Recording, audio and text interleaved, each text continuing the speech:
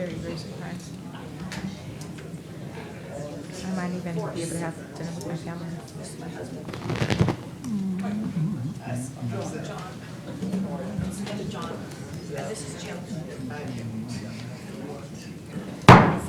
It having reached the hour of 5:30, I am calling the August 8th, 2023 Modesto City Council meeting to order and ask the city clerk to call the roll. Councilmember Bavaro. Present. Councilmember Williams. Present. Councilmember Wright. Here. Councilmember Scutia-Brayton. Here. Councilmember Alvarez. Here. Vice Mayor Ricky. Present. And Mayor Zwellen. Here.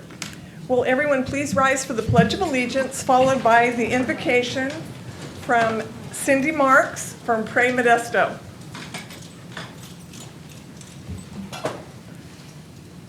I pledge allegiance to the flag of the United States of America and to the republic for which it stands, one nation, under God, indivisible, with liberty and justice for all.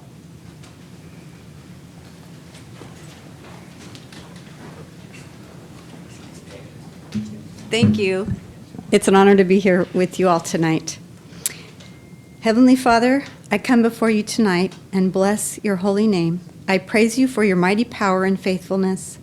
I thank you for putting our mayor, Sue Zwellen, and each one here on the city council in their positions overseeing our city and its resources.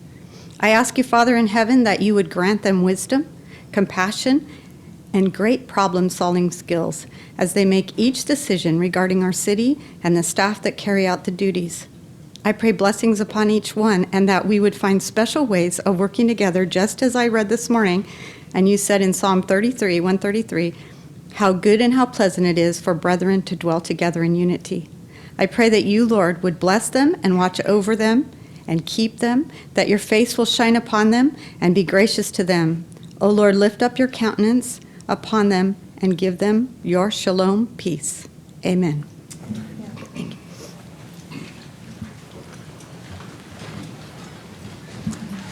Thank you, Cindy. Appreciate you being here. Does the city clerk have any announcements? Yes, Mayor. Item 3 is being continued to a later date. Also, a reminder, public comment is 3 minutes, and there are blue speaker cards at the entrance of the chambers. All right, do any of the council members have any conflicts of interest? I do not see any. Will the city attorney report out on closed session? Yes, Mayor. The council considered a few items under closed session today. No reportable action was taken. All right, thank you. Next on the agenda is acknowledgements and presentations. Item 1, a proclamation declaring August 6th through 12th as National Health Center Week.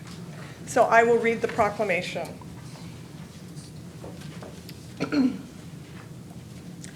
For over 50 years, community health centers have provided high-quality, affordable, comprehensive, primary, and preventive health care in our nation's medically underserved communities, delivering value to and having a significant impact on America's healthcare system. They serve over 30 million Americans in over 14,000 communities across the nation. 1 in every 11 people in the United States gets their care at a community health center. Community health centers serve as beacons of essential resources and support in the face of disasters and pandemics, and respond to care for America's most vulnerable and underserved communities. Community health centers have administered over 22 million COVID-19 tests and over 24 million vaccines to date.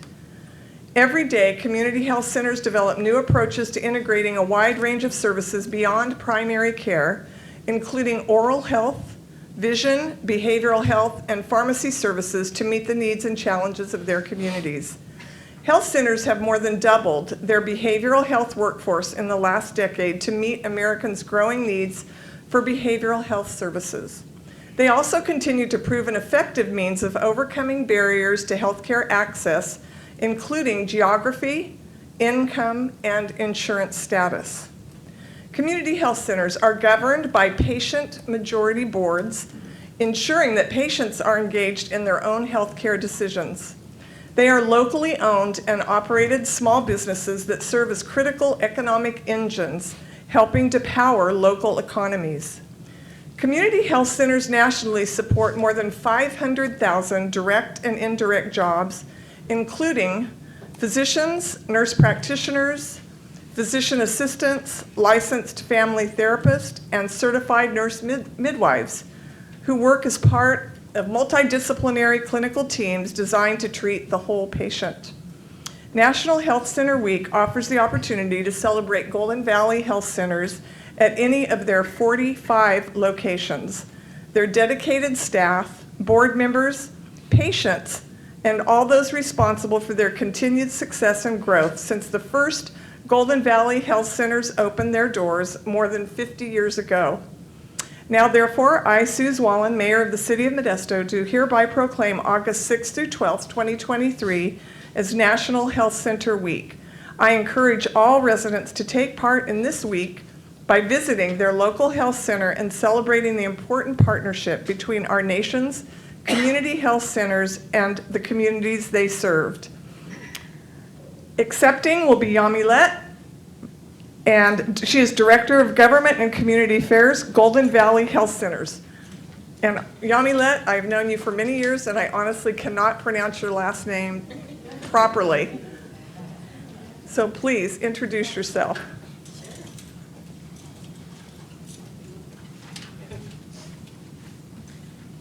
Hi, thank you so much, Mayor and City Council representatives. We have a great team here that varies from our Chief of Communications, Amy Carroll. We have our Executive Director of our foundation, Francine Foley. We have Ariana Can as well as Stephanie Palmerin, who are our center managers, and we have Annette Hodge, who is our Director of Operations. So we humbly accept the proclamation. We are really excited to celebrate National Center Week with our communities and our 150,000 patients throughout our 3 counties that we serve. Thank you so very much. You're welcome. I will come down and present the proclamation, and thank you all for being here this evening.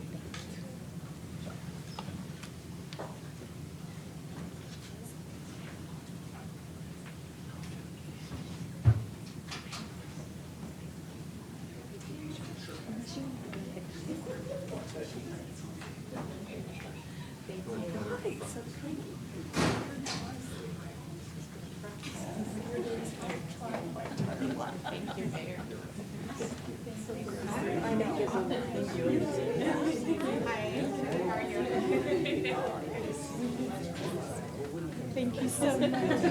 Send it out there, didn't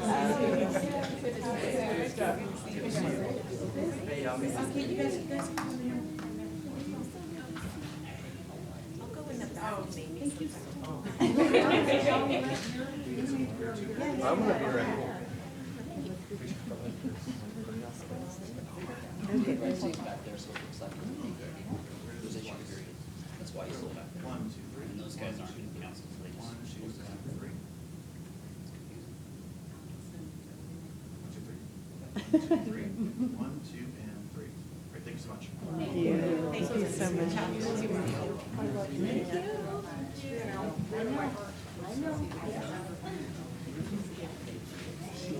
She was going to say your last name. I know, wasn't that funny? Just sit here. Mr. out there. Everything's stupid. Look at me. Fucking talk to me. Look at me.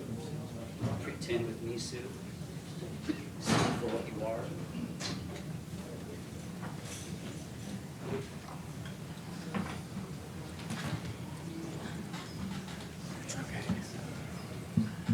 All right. Next on the agenda is public comment period. Does anyone wish to speak on any item under public comment? This is for items not on the council agenda. You have 3 minutes to speak. I will read the names from the blue card and take note and ask for people that are also here online. All right, first is Derek Castle. Good evening, Mayor, council members, city staff. As you know, we have at least 370 unsheltered folk who sleep every night on our streets, in the alleys, and on my front porch. And our city policy, unfortunately, is that these folk are not allowed to have something as simple as a tent to sleep in, to be out of the weather and to be safe. These folk have an aversion to sleeping in a congregate shelter with hundreds of other people. But on the other hand, they don't want to be sleeping on the streets or behind the dumpster or in the long grass down at Beardbrook Park. They're only doing that because that's the only other option that we give them. Nearly all folk out on the street would much prefer to be able to sleep in a safe spot with their own tent for warmth, comfort, stability, privacy and dignity. You probably don't know this, but every other city comparable to our size in the Central Valley does allow their unsheltered folk to sleep in tents. Every other one. Bakersfield, Fresno, Stockton, Elk Grove, Sacramento, Roseville, Chico. We are the only one that denies our unsheltered folk the right to have the protection of a tent. Now, does that mean that Modesto City Council members are uniquely cruel, uncaring and mean towards the unsheltered? No, of course not. But it does mean that our personal compassion has not been matched by our public policy like in every other city. Of course, on a personal level, we weep when we look down that alley and see that person sleeping behind the dumpster. We weep at the death of Christine Chavez. But unfortunately, our city policy screams out, "We don't care."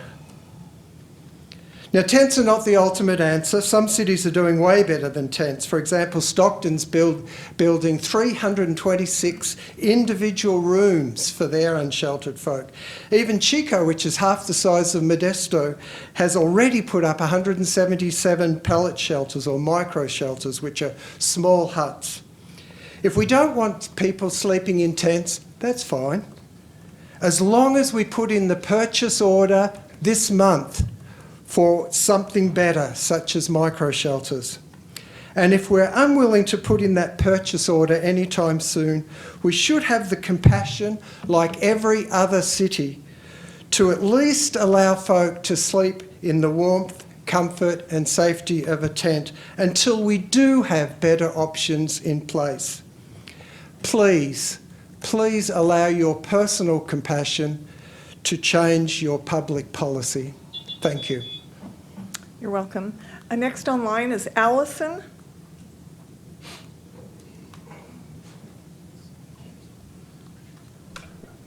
Hello, City Council. Thank you for listening to me. My name is Allison.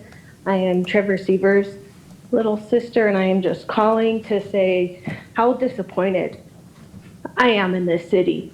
You guys have failed my brother so many times. You guys let him get murdered.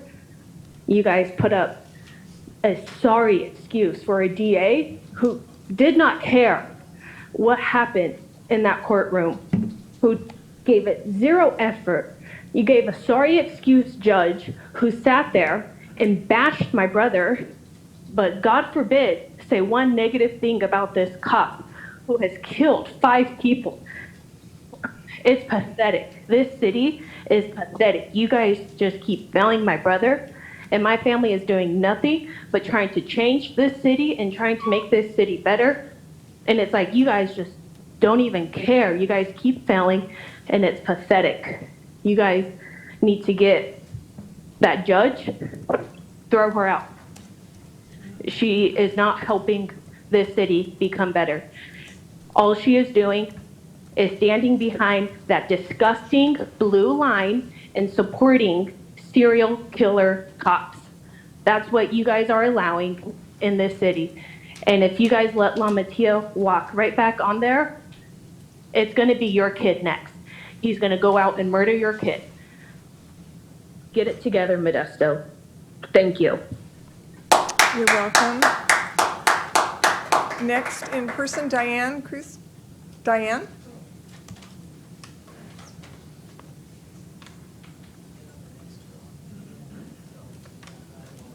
Sorry, I didn't recognize my own name. How do you do, City Council, Mayor? I'm here because of the homeless. I'm a representative of the homeless people. I'm going to read this because I have a lot I want to say and I don't want to forget it. Obviously, I'm not dressed like them, nor do I have to search for food or a safe place to sleep every night. But you never know if bad luck or health or whatever happens. And oh yes, the fact of homelessness causes inability to keep me or my clothes clean very often. Fortunately, none of those conditions are my worry yet. That doesn't mean it's not going to happen, though. 10 out of 10 times I go to sleep and I know I will be safe from terror or robbery or whatever. No fear. Homeless fear all the time. Food, sleeping, and attacks from mentally ill. Stronger attacks on people on drugs. And picture yourself never having anything to look forward to except basic survival, and see what happens to your outlook on life. When I was young and my policeman father walked a beat, hobos came off of trains, and on 9th Street and had vagrants and drunks were the norm. When Reagan closed down state hospitals to save money, the numbers on the street increased. And the types over the years, the division of those with money and not got wider. Without a livelihood, money and the support gives, not to mention the self-esteem lost, they become the homeless. Hobos from trains became families, mentally ill, drinking and drugs to use to suppress the depression of being in this state of hopelessness. Horror is what I would think it is. Right now, there is money and attention from all sides. I see Measure H and the state monies is in the works. Safe parking is a start, yes, but we need to remember these people have no money, so what normal rules we follow are not possible for them. Homeless. Safe parking is a small start, but the county and the city appear to be pulling back. Why? Money. Waiting will cause all to be more expensive, we all know that, and more people on the list. The time is now to help these poor people as they can't help themselves. Their bootstraps, folks, have been burned away, and they don't even know what to call them anymore. You wouldn't walk away from a drowning person, would you? Well, these people are on the last hope, and they are drowning. They don't know what else to do. So please reconsider your planning and include them, because if you don't, they're just going to increase, and it's just going to get worse, and there will be more of them. So thank you very much, and take care. Thank you. Next online is Joseph Stewart.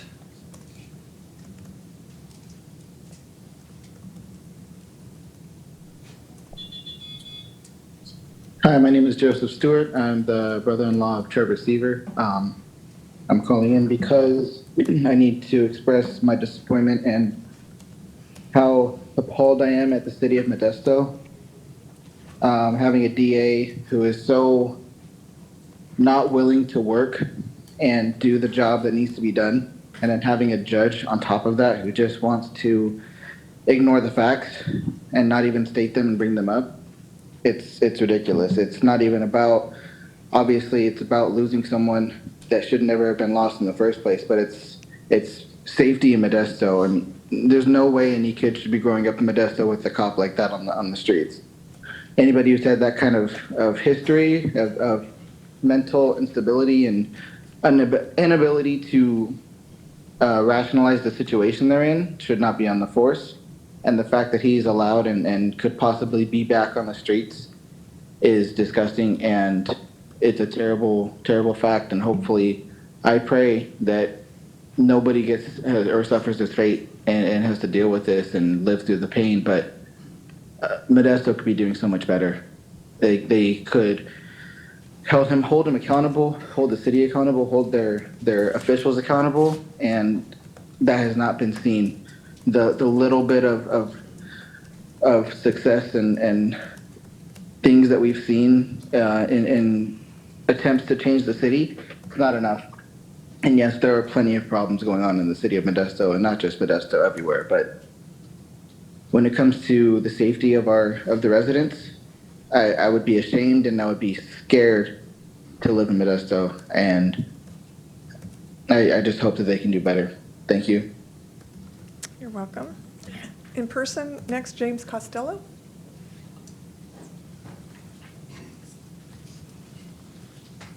Hi, everyone. First, I appreciate the proclamation because I've been a pediatric physician's assistant for 42 years, and I always like it when mid-levels are given a pat on the back.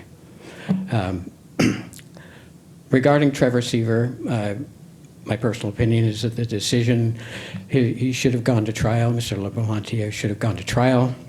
I understand that the Police Review Commission cannot review past incidents.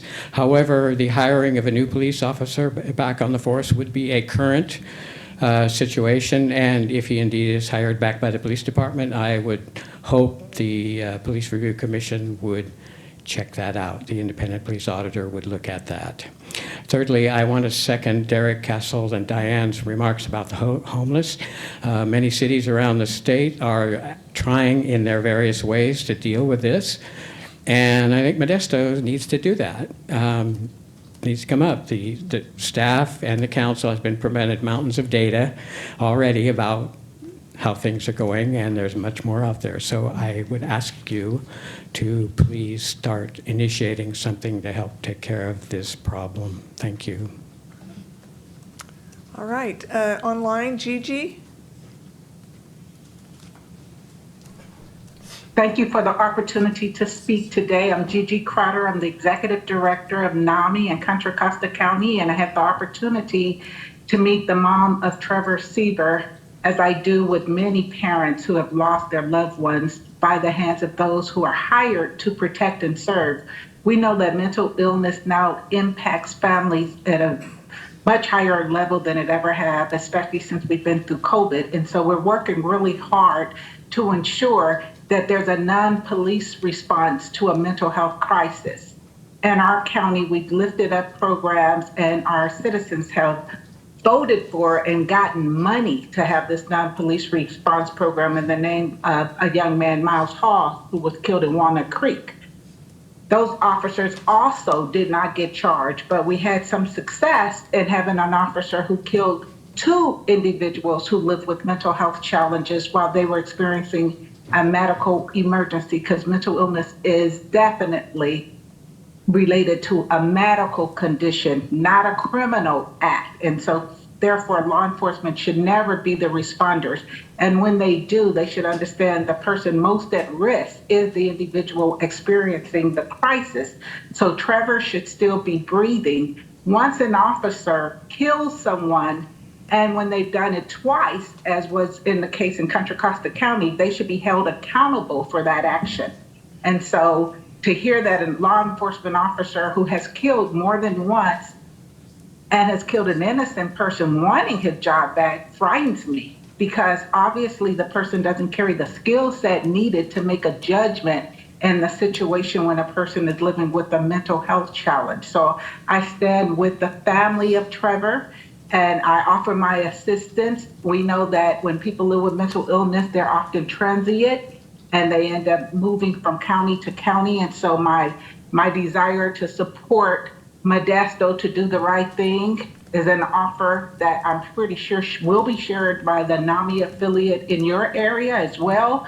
It's about preserving life. It's about better understanding mental illness and its impact. It's about carrying the compassion needed, doing the appropriate crisis intervention training, and when there is an unfortunate incident, recognizing that it was one, but when it happens 4 or 5 times, you have to question the skill set of the officers and the decision makers that would even consider an officer who's killed that many times being put back on the streets to do it again. I certainly wouldn't want any of my loved ones to live in a city where someone was there who would frighten them. And we've seen when that happens, it puts families at risk because they're scared to call the cops when they really truly need one. So thank you for your time. You're welcome. Next, Linnell Solomon.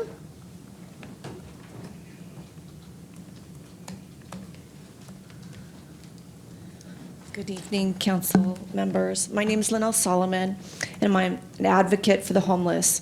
Our streets are bleeding. They are hemorrhaging, and all you are doing is walking by and letting them bleed out. The homeless should and need to be a priority of yours at the top of your list. These are lives we are talking about, human beings. They are part of our community and deserve better. These people work harder than you and I together. Their nights consist of trying to survive. They don't sleep because they are afraid of being robbed, raped, or beaten. Then their days consist of finding food, staying cool or warm, being harassed by law enforcement to move and try to get some rest. Where do you want these people to go? Christy Chavez's death could have very well been avoided if she had a safe place to lay her head. Don't let her death be in vain. We owe it to our community to do better. You owe it to our community to do better. My people don't want much, just a safe place to lay their heads. They deserve that. It wouldn't take much to give them safe parking and camping. Councilmember Jeremiah Williams was recently quoted in a local paper as saying, "We need more dialogue." We don't need more dialogue, we need action. To you, the council members, you are voted to lead our city. Enough with excuses, dialogue, studies, statistics, research, and stall tactics. It's time to do what you were elected to do, including finding a solution for this crisis. Modesto needs to be a leader in the crisis, not a follower. Modesto needs to be and can be an example for our state and even the nation. I am Mama Bear, and I will not stop fighting for my people. So why keep prolonging the inevitable?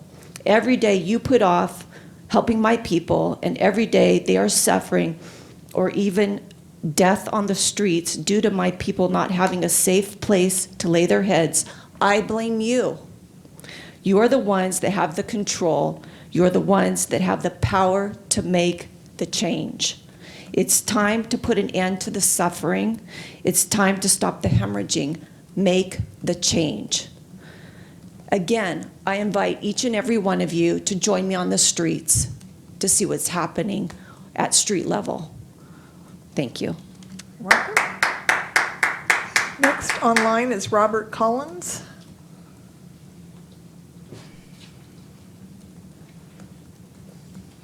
Thank you for the opportunity to address you. Good evening, council members. My name is Robert Collins, and my son was also killed, not in Modesto, but during a mental health crisis.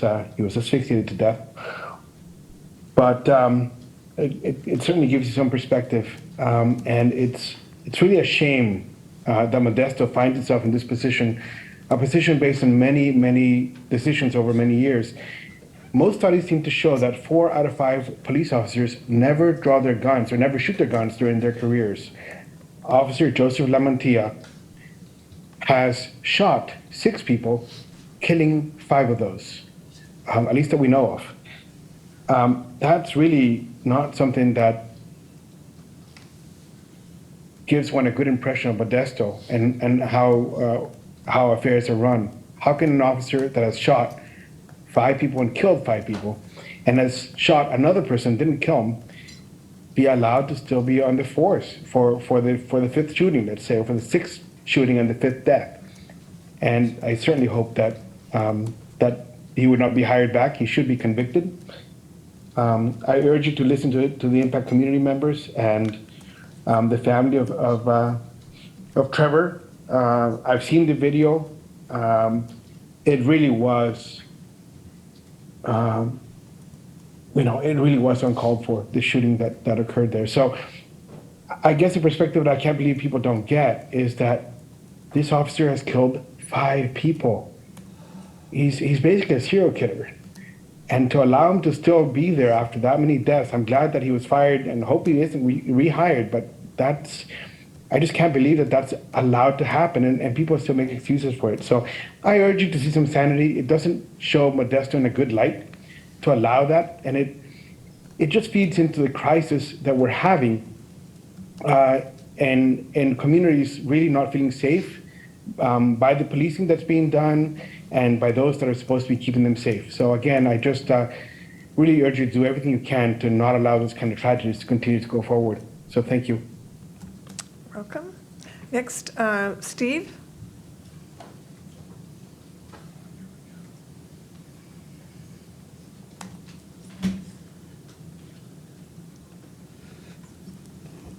I don't remember exactly what month, but around, let's say, 3 years ago or so, I saw something that was shared by Turlock Black Lives Matter. There was a march for someone who was killed by a cop in Modesto. His name was Trevor Seaver. I showed up to that and was heartbroken, and because I'm a normal, healthy human being, I did what normal, healthy human beings do when they find out things like this. They kind of lose their shit, right? I had a little bit of a moment, you know, cried a little, not a lot. I'm a grown man. This takes a lot to make me completely cry. But one thing I decided, even though I was living out of town temporarily, is that I was going to be here for this family. Okay? So just so that you guys know, my involvement and my interest, because I'm a human, right? I've been trying to stand by Trevor's family for more than 2 years now, and I've wasted a lot of breath on some of you, like career politicians, and I've been very clear about how I feel about you. I think you're fake. I think you have your own best interests in mind. I think if my last name were Grover, you would listen to me a little more, right? One thing I've never ever done is make any threats, all right? But I've brought some attention to myself. And these folks in the back of the room, they know me. I've had 2 occasions where I've been like laughed at and like, you know, hassled by cops because one day I was on my way to a protest, and these officers are at the intersection by the coffee shop, and they're looking up and they're laughing at me, and it's 100% obvious. So I want to know, am I safe, Sue? I've never made any threats. But how do I know you guys aren't going to misconstrue something I said because I spoke passionately, because I care about human life? Everywhere I walk, I got to worry about that worm, Joseph Lamantia. He knows my face because I did what's right, not like you folks. I met with coffee for both of you. These 2 men directly told me they weren't going to do a damn thing because it's not their thing. It makes me sick. Okay, but what are you guys going to do the next time someone is murdered by a Modesto police officer? Because it's a setup. You guys have set that up. They see what they get away with. In the last 2 years, all the discussions we've had, nonsense. I went to that police review meeting, and it was a room full of cops and citizens that were asking permission from cops to even ask questions. I live in a town where I literally don't know whether I will be murdered because of the stand that I took. And I hear that Joseph Lamantia wants to be a cop in this town again. This is a you problem. You career politicians, I disappear for LGBT photo ops. You, all of you guys. I call bereaved wives of cop murder victims stupid. What are you guys going to do when it happens again? Because we all know when you don't do anything, it's going to happen again, Ricky. Okay, Stephen. Are you going to do something if you get elected again? Will you care this time? Stephen. What? So your time is exceeded? Yeah, my time is always exceeded. You know what's never exceeded? Your photo opportunities. Please finish. This town needs to be able to feel safe when they leave the house. Okay. Look at this guy. Is he in charge of this meeting? Stephen, He's already trying to weaponize the cops to attack me. If you are telling me to stop talking, that's one thing. But while you're speaking, your henchman over here is literally calling for me to be harmed physically. No. You guys are a disgrace. Not at all, Steve. I live in a town where murderers are aided and abetted by the politicians. Okay, Get Steve. the fuck away from me. I don't Steve. fucking know you. Steve. I'm not your bro. Don't Steve. talk to me like I'm your bro. Stephen. What? I'm speaking. I went a little bit over time like everyone does all the time, Sue. Right. And look what you're doing. Do I look like a tough guy? Are you afraid of me? Stephen, your time is left. I'm a citizen who can't stand the fact that you enable all these people to murder my neighbors. I wasn't going to go over time. I went like 3 seconds and I was about to walk away. All right. This is what you want. This is how you run your town. These guys with weapons up in my face because I'm upset because they murder people. Stephen, time's up. By the way, none of you have actually told me I have to leave. You just touched me before ever telling me to leave. Learn how to do your fucking job. Don't fucking touch me. Why are you staring me down? Stephen, you've been given a fair warning. I don't remember you asking me to leave. You told me my time was up, and as I was concluding, Would you, these all right. pigs walked up here to threaten me. Would you please walk away I from would the love podium? to. Thank That's you. the first time you asked me to vacate the room. All right, step away from the podium. Fuck you, you don't run this and town. You're just a fucking... take your human weapons. seat or You're supposed leave. to serve us. Fuck you. I was literally just told to leave the room for the first time right now. Look what they're doing. This is the town you guys want. You've touched me 3 times now, you fucking piece of shit. Get your hands off of me. All of this was completely unnecessary. This is the fucking Modesto you want, huh, Sue? Fuck you. All right, next online is Teresa Clutter.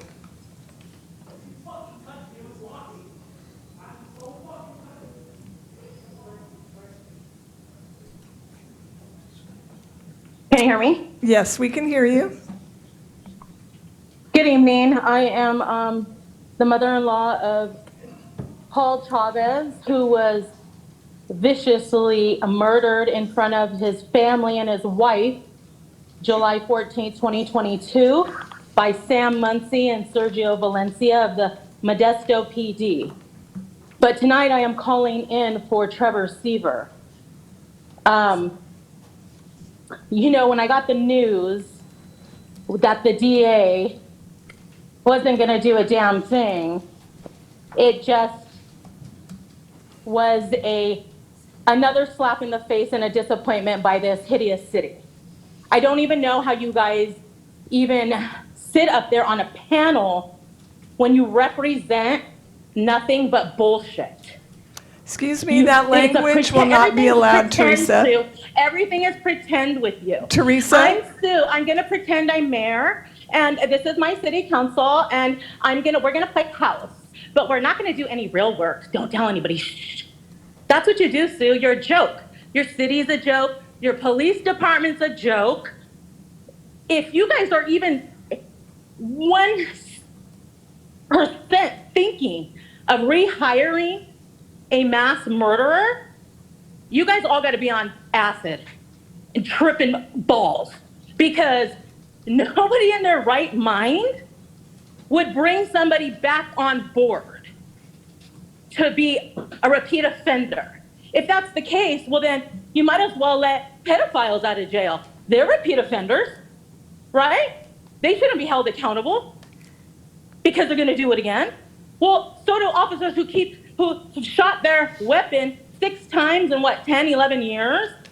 Is absolutely disgusting. And the fact that you guys won't do anything and won't make the judge, your PD, your city, your council members be accountable is absolutely disgusting, Sue. What the hell do you do for this city besides collect the check and go to lunch? Oh, and make Briggsmore look nice on the east side of town, because you know you ain't gonna wrap it all the way to the west side, because we don't concentrate over there. Just like we don't care about the homeless. Just like we don't care about the girl who gets run over by a lawnmower. I mean, we don't care, Sue. So what do you care about?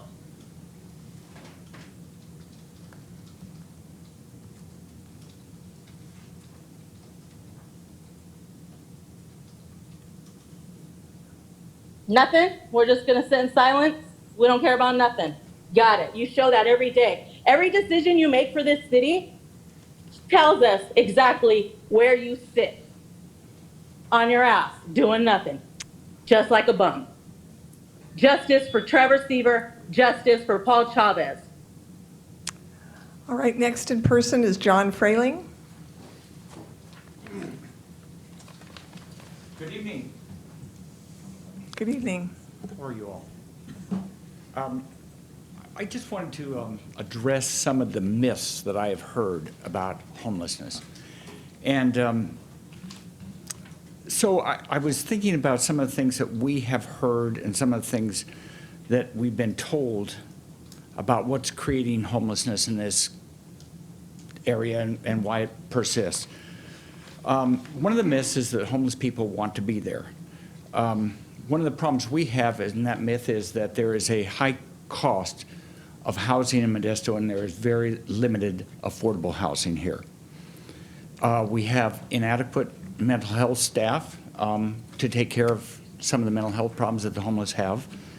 And then there's fentanyl, which everybody has seen coming for a while, and I think we all pray that the care court will make a difference in that. We don't know, but it may help. There's another myth that I think exists, which is that the homeless are not contributing, and they cannot contribute to our community and our society. Many of the homeless that we have in Modesto are working people. Many of them are disabled, and many of them want jobs. An example, I was working on a wall for a mural that's going to go up in the Teamsters building soon. And as I'm working there, I'm putting a primer on that wall, and 2 homeless people came up and asked me for a job. And when they heard I was just a volunteer, they, instead of being angry or walking away, they said, "Wow, good, I'm happy you're doing something that's going to help the town." So that's another myth. Another myth is that the homeless problem is not the job of the elected officials. I think the fact that this council has done a lot for tier 2 and 3 homeless makes that a complete myth. Now, we need to just work on tier 1. We need to get something done for the people who are walking our streets, who are camping outside of our businesses, who are in our parks, and who are not able to have a safe place to sleep. Now, another myth, that locking people up with law enforcement is going to solve the problem. The reason that's not going to solve a problem is because once a person has served their term, where are they going? If they don't have family to come and take care of them or give them another start, then they are going to be back out on the street, and the circle is going to continue. I have like 6 more of these things, so I'm going to stop here because I respect your time. Thank you. Next online is Susie.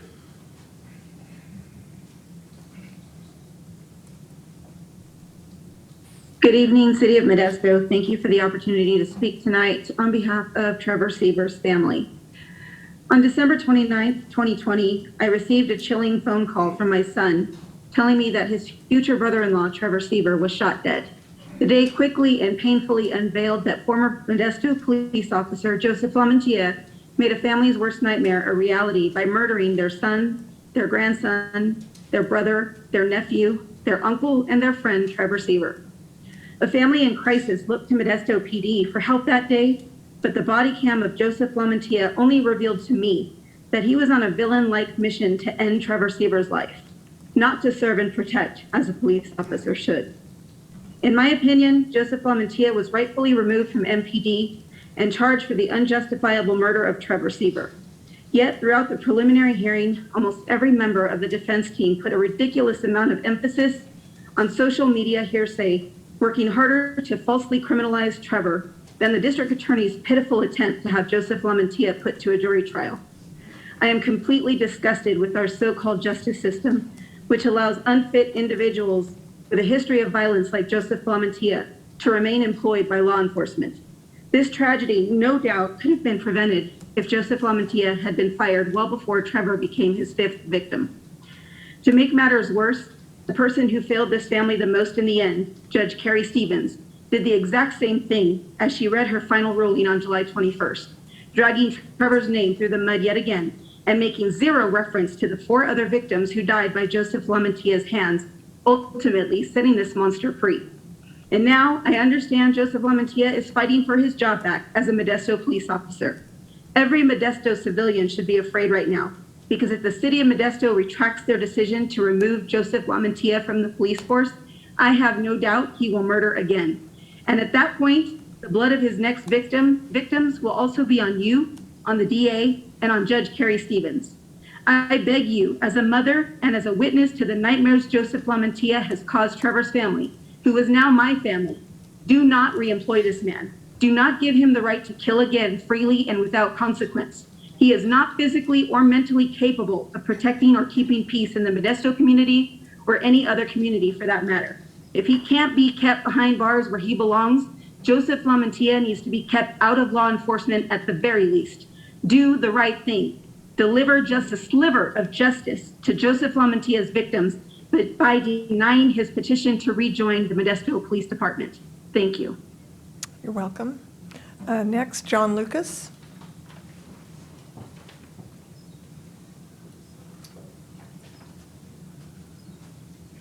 Good evening. I wanted to start by saying I appreciate some of the things that have been done for homeless in this community. You know, the building of the Kansas house, the current homeless crisis, addressing it by Kansas house. Oh, I'm sorry, Travelers Motel. They did that. That was all very good. And then you passed safe safe parking, which I really think I was hoping, and it's going to happen. I don't think it's taken effect yet, but I hope that goes into effect soon. I don't know. But then what leads to me here is that if we have safe parking, we have an even more vulnerable community of people who are homeless, who don't have cars, who are out there, who need a place to go at night and sleep and have a safe place to sleep. And I think people have talked about it. Some people are much better at me than describing it, what's going on in the streets. But we know that these people are vulnerable. Every night they have to find a place to sleep. They have to survive. And they have, and what's really, one thing I'm happy about hearing about the day center opening, because then we'll have a place to go during the day to meet some of their needs. And that goes perfect with, it lines up with, it lines up with the having safe sleeping, because one of the places I think you could have safe sleeping is 10th Street. The end of 10th Street, there's a place there. There's a whole. It's paved. You don't have to do much work on it. You just fence it off. There could be a place where you could have safe sleeping, and so and then they could do. Then they have the access and the day center during the day to take care of their needs. So I'm hoping that we can get this safe camping or sleeping place that people can be safe at. Thank you. Welcome. Next is Marla Seaver.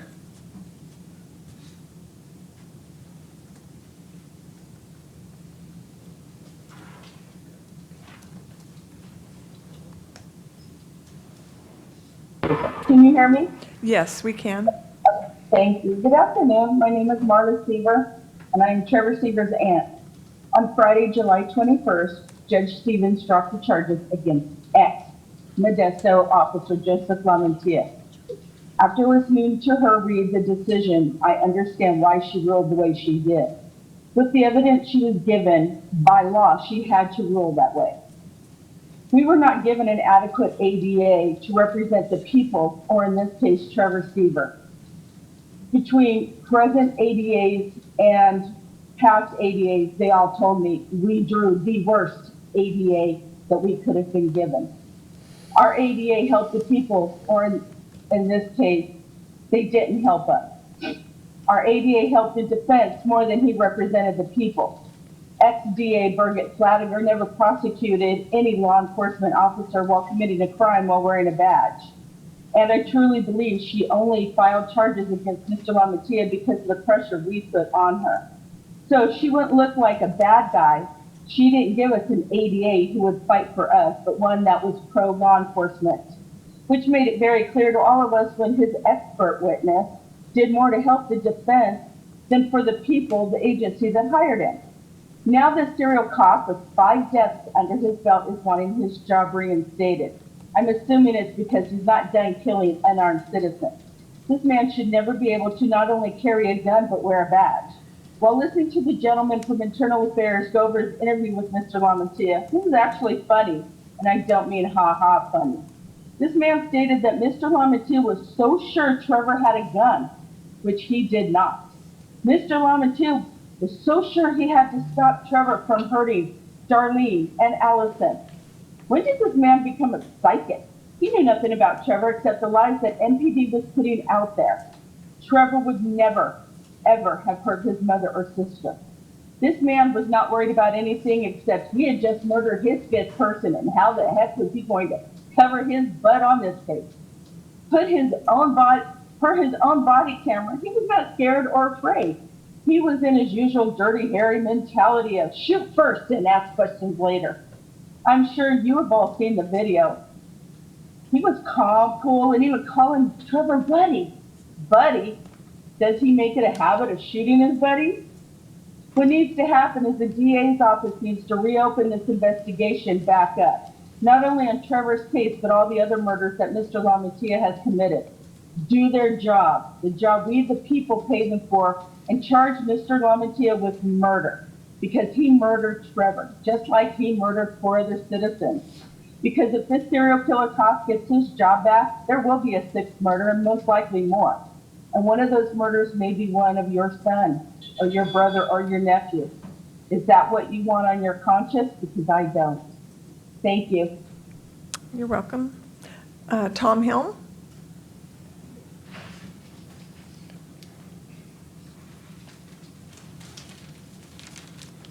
Good evening, Mayor, City Council. I want to say something that outside of my prepared comments, which it's just that I understand that talking about these issues, emotions can run high. I know it's probably uncomfortable for some. Maybe it's looked at as inappropriate, the way some might react or the language that they might use. And I just want to say that all that uncomfortableness or view of inappropriateness is nothing compared to losing a family member. And then on top of that, knowing that the person who killed your family member's not going to go to jail or suffer much consequences, and that they might even go back to working where they're walking around the community carrying a gun. So I just want to put that in perspective for folks that see some of the emotions running high. My name is Tom Helm. As was mentioned, I was part of the Forward Together committee that gave recommendations to the council on police reforms representing the county's ACLU chapter. I'm also co-founder of Valley Improvement Projects that's worked toward police accountability for over 10 years. And I'm here to just vent my frustration on the recent ruling that former officer LaMantia is not going to face trial for killing Trevor Seaver, and both to ask that you do whatever is in your power to make sure that he doesn't work for the police department again. I know that that's a tricky subject of what your power exactly is, but keep in mind he was already fired. There was reasons for that, and even if you all don't have the exact powers to, fire a judge or reverse their decision or anything like that, I understand that. But you do have a voice, you do have power in the city, you have people that listen to you, and you can use that voice to draw attention to this issue. And I want to point to a statistic that was already mentioned earlier. It was in the paper recently. Only about a fourth of their officers in their whole career ever fired their gun. But former officer LaMantia shot 5 people, leaving 4 of them dead, just working as an officer for over 10 years, just over 10 years. He did not follow a number of protocols, waiting for backup, requesting canine units, air support, following at a safe distance, identifying himself, setting up a perimeter. He definitely deserved to be fired, and he does not deserve to be rehired to the police department. And like I said, I hope you do whatever is in your power to make sure that doesn't happen. Thank you. You're welcome. Next online is Patrick.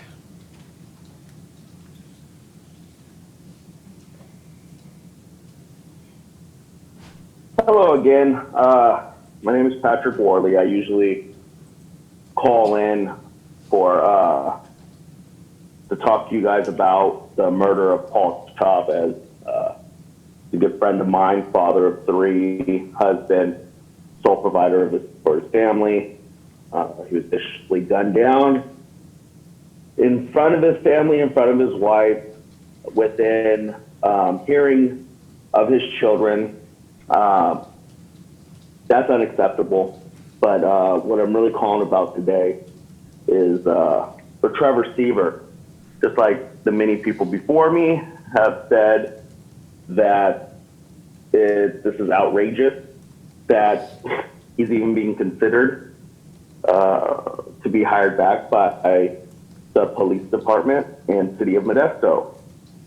With that said, I'm terrified to see the police. When I see the cops, it scares the heck out of me. When I see them driving down the street, it scares the heck out of me. I'm scared for my children. I'm scared for my family. I'm scared for strangers. If you, it's crazy. And, you know, I want to answer a couple questions since Sue doesn't want to. What are they going to do about homelessness? Nothing.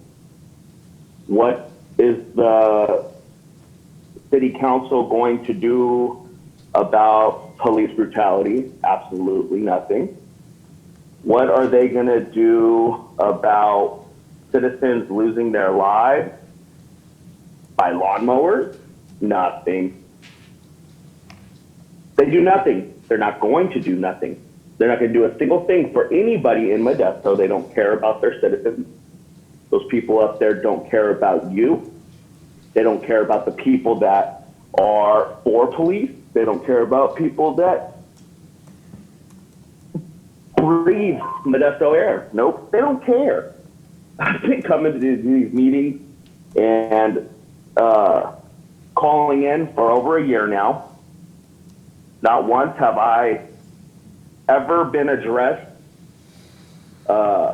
besides whenever I said a cop's picking their nose. I guess that was foul behavior to Sue's Wellen up there, because she cut me off after I said the police had their fingers in their noses. So she directed the person that controls it to hang up on me because I said that. I didn't realize that was such a bad thing to say. Oh, I got 12 seconds, I better hurry up, or I might be gunned down. You guys might send the police to my house to gun me down. What you guys did to Steve was ridiculous. That poor guy. I hope he didn't get killed. That's it. All right. Next in person, Darlene Ruiz.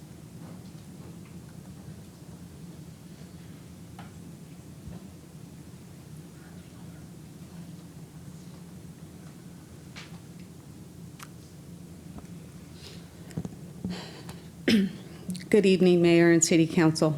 Thank you for giving me the opportunity to speak with all of you again tonight.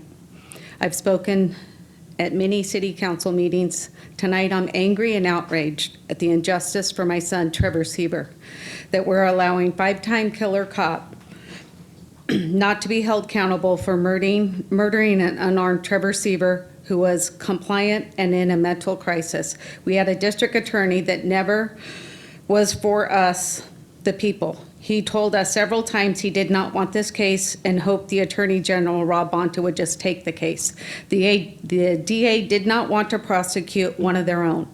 They hired an expert that justifies police brutality. This was done deliberately to justify LaMattia killing my son.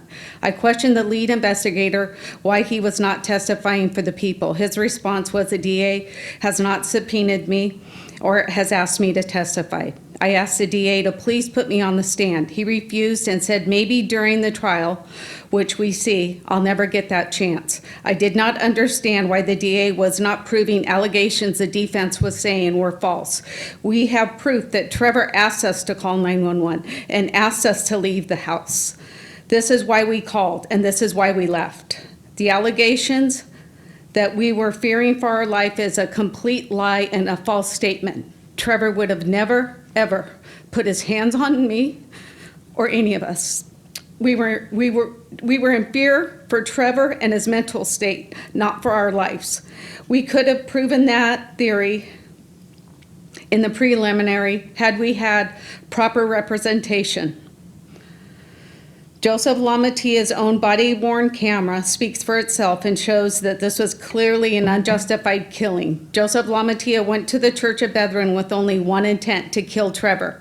He chose not to carry his baton or taser that day. He was not even on patrol, but thought the call sounded interesting. He had several options to try to slow down and de-escalate the scene, to wait for backup and set up a perimeter. Instead, he chose the most horrendous and lethal way, out running to an open field, and started shooting Trevor in the back within 3 seconds. We had a judge that chose to dismiss the body cam footage and focus on his past DUI and social media posts to justify a police officer killing an unarmed man, instead of letting a jury decide if this was justified. She decided she'd be judge and jury. This is a complete injustice to Trevor and our community. We sent a clear message to all Modesto Police Department that you can shoot and kill unarmed people, and we will clearly justify any killing. We are creating monsters with guns. That Lamatia is asking for his job back, 2.5 years back pay, is beyond sickening. I will never feel safe in this town and will never have faith in our justice system. We have worked hard for over 2 years to get a civilian police review board and independent police auditor to try to help our community safer and make this place a safer place. But what is the point if we have judges and DAs that are not willing to prosecute officers? What is the point if we're not going to have officers accountable in the justice system? Darlene? Yeah. Okay, thank you. You're welcome. All right, next is Megan.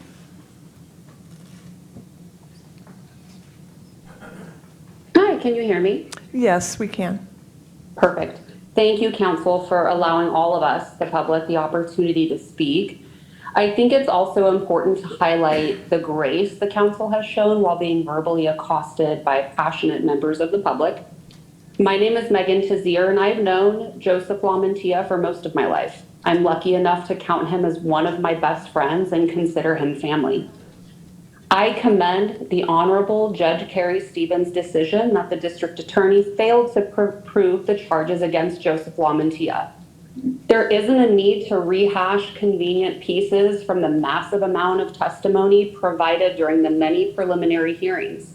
I suggest that all members of the public read the judge's concise decision. There are numerous articles bearing the footnotes in the event some of the members can't take the time to read the decision at length. The Sievers, I'm sure, are counting their millions the department provided in the civil settlement. Perhaps, if they're so outraged that no accountability has been taken, they should give that money back. It's a fairly uncute look for blame to be called on everyone else other than Trevor Siever. The officer's a serial killer. The DA's office didn't do their job. Trevor was having a mental health crisis. Uncouth, not shocking behavior considering all facts. This has been a witch hunt wrapped in theatrics of cancel culture, fueled by a family who has failed time and time again to accept that their family members' terroristic actions directly resulted in his unfortunate death. As sad as this event was, Joseph Lamantia has been and continues to be an outstanding individual and was a top-tier officer. He has also been traumatized by this event, and there's a strong community here who wish that he's able to put his life's pieces back together after being the department's sacrificial lamb. Family and friends of Mr. Siever will continue to keep shouting words like murder, serial killer, accountability. That still doesn't negate the fact that Officer Lamantia was prepared to die in the line of duty at the hands of Mr. Siever if it meant he could possibly keep Trevor's family safe. It was clear he wanted to murder his family. Thank you. Next is Ray Ruiz.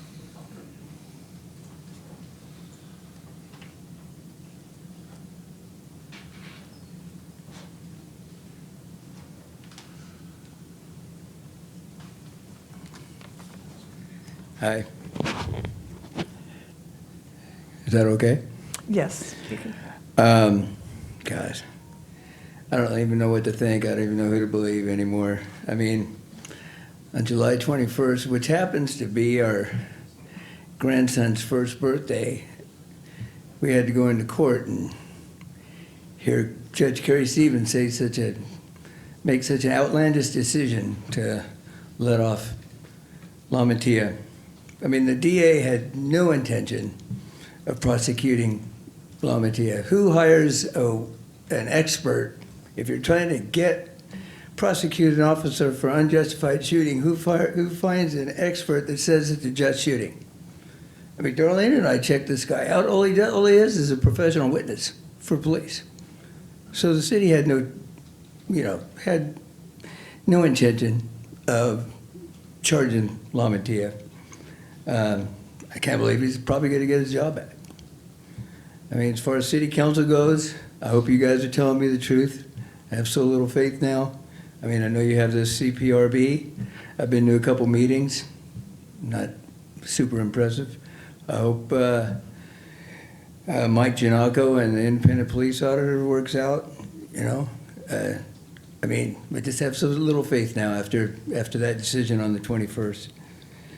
You know, when LaMantia gets his job back, just remember, you know, he needs 2 hands now, because the first hand is how many he's killed. So when he wants to keep counting, he's going to have to pull up his other hand. He needs more fingers. You know, I mentioned that grandson. They live in Stockton.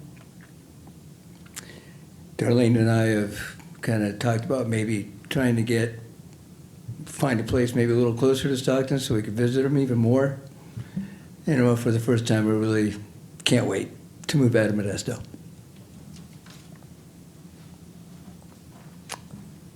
All right, next is Cassandra.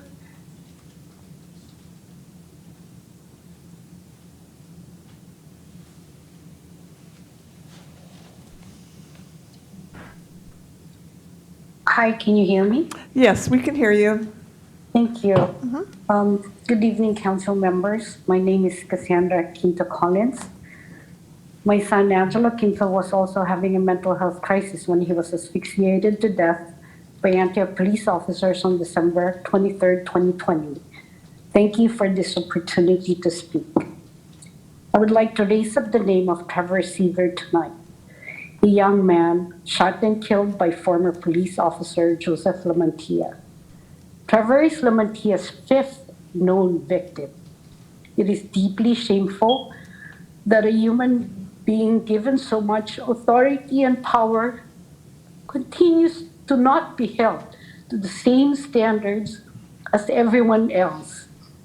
It is deeply shameful that Trevor Seaver's killer is not being brought to justice and is not facing the necessary consequences of his actions. I urge you all to listen to impacted community members calling for justice for Trevor and the many victims of LaMantia and police violence as a whole. Thank you. You're welcome. Next in person, Tina Perez. Tateo?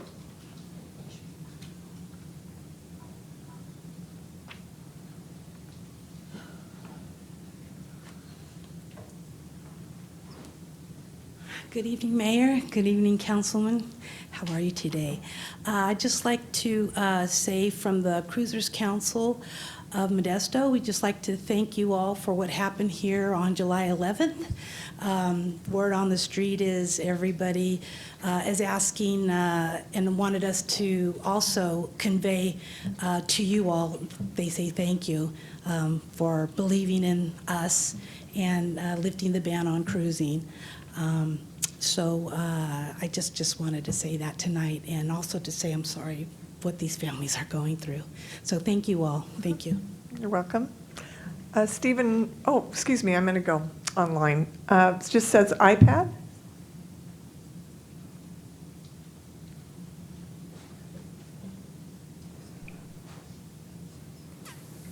Hello. Hi there. This is Dixie Prather, Trevor Seaver's grandma. Good evening, City Council and Mayor Sue. I'm happy that you're letting me talk. I'm so infuriated that Joseph Lamatia was justified for 5 murders, including my precious grandson, Trevor Seaver.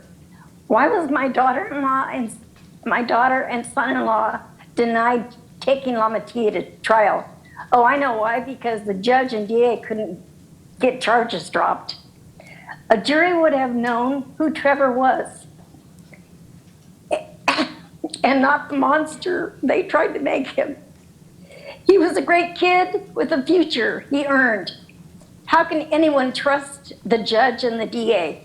Modesto people, beware if he gets his job back. There will be more. Thank you very much. You're welcome. Stephen Finch.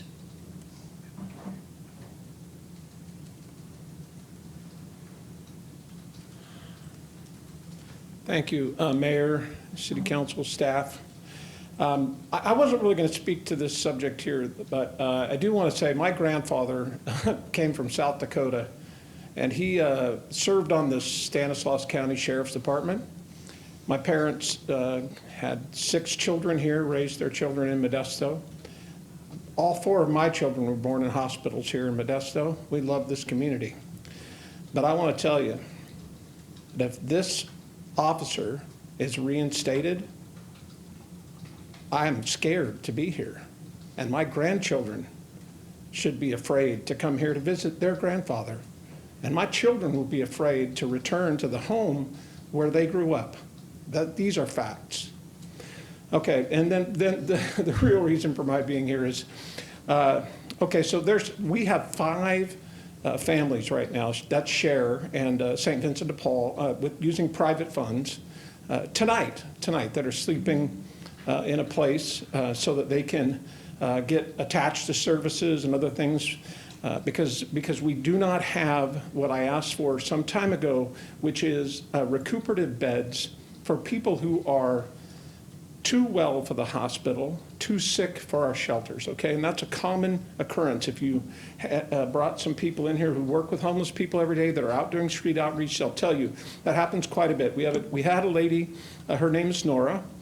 She is in a wheelchair. She's hunched over. If you ever saw her, you'd see that she really can't function very well. She was near dead, called by the Stanislaus County Sheriff's Department. They called Turning Point, a wonderful, compassionate lady from Turning Point went out there, took her out from underneath the 7th Street Bridge. We have had her housed. We have been working on getting her a permanent home.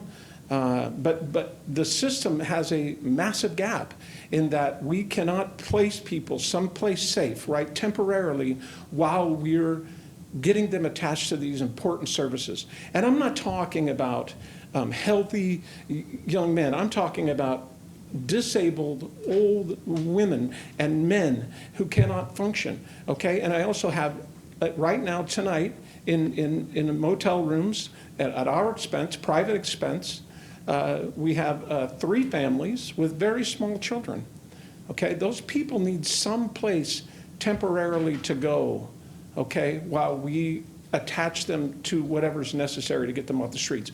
2 of those families were call-outs by the Modesto Police Department, and I appreciate their compassion in doing that and making a call out and getting Chad out there and, you know, trying to serve these people, okay? Because having a young lady with a young baby in the park, that's not acceptable.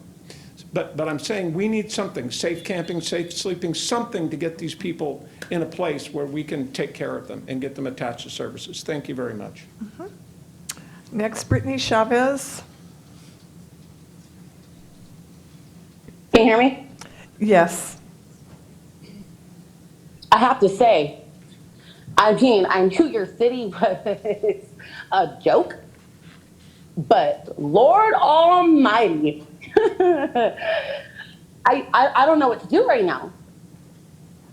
Your judge doesn't judge, the city doesn't city, the council don't counsel, and the police department don't police. Ain't that some? I gotta watch what I say because obviously, you know, you might put hands on me, but I'm over here and I might be followed again by the police because we all just seen what you did to Steve. And best believe, we will have it recorded. We will go live with that because we all know what y'all do.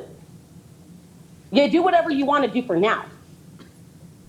We're going to make it public every single flipping time. I was disturbed at what I had found out about Trevor Seaver, and I felt so terrible for his mother, Darlene, who has done nothing but right by the community. The same thing with Steve, nothing, right by the community, and that's how you treat your people? Because y'all supposed to be in their place.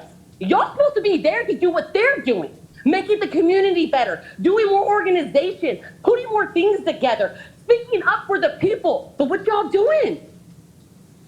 Nothing. You're not doing anything. And by the way, for all of y'all who want to know who I am the wife of Paul Chavez Jr. I stand in solidarity with Darlene and justice for Trevor Seaver, justice for Paul Chavez, and justice for Christine Chavez. This is wrong. Y'all know it. And for the woman who spoke, talking about, oh, I'm Matia's best friend, shut the hell up. Because right now, you should have said that, 2-3 years ago? But you want to say it now? Because you're justifying murder. Because when you sit there and you talk about Darlene and everybody else who is trying to help her in this situation, you wait until now to say something? Oh, that's funny, because if you're actually a believer, probably not, because you just justified murder. Murder is murder. You have the Old Testament, you have the New Testament. It's not it's not an eye for an eye anymore. We follow Jesus Christ, and Jesus Christ does not say murder is okay. And you know what? It wasn't like his first time. This is what, fourth time? It ain't right. It's not okay. It will never be right. It'll never be okay. Because if it was him, or if it was his son, or if it was his daughter, or if it was his wife, if it was anybody to them, oh, but you'd be on the other side, right? How dare you be so darn disrespectful to that family in their grieving moment when he deserves jail? Because if it was me defending myself against any cop or any person at that matter, where would I be at right now? Sitting in a jail cell. So for that judge not to pick this up and make sure that it went to trial, because again, our legal system failed again. And our legal system failed again because you did not allow the people, because you know the people would have made sure that he served his time. So, and Brittany? that's how I know you're all in it for the money in the pockets and all that crap. How dare you? How dare all of you? All right, you've exceeded your understand time. how her heart's breaking? Her heart's broken. Because again, y'all allowed this to keep going. All right. Pathetic. You'll be judged. You'll be judged. Remember that. You will be judged. All right, Brittany, your time's up.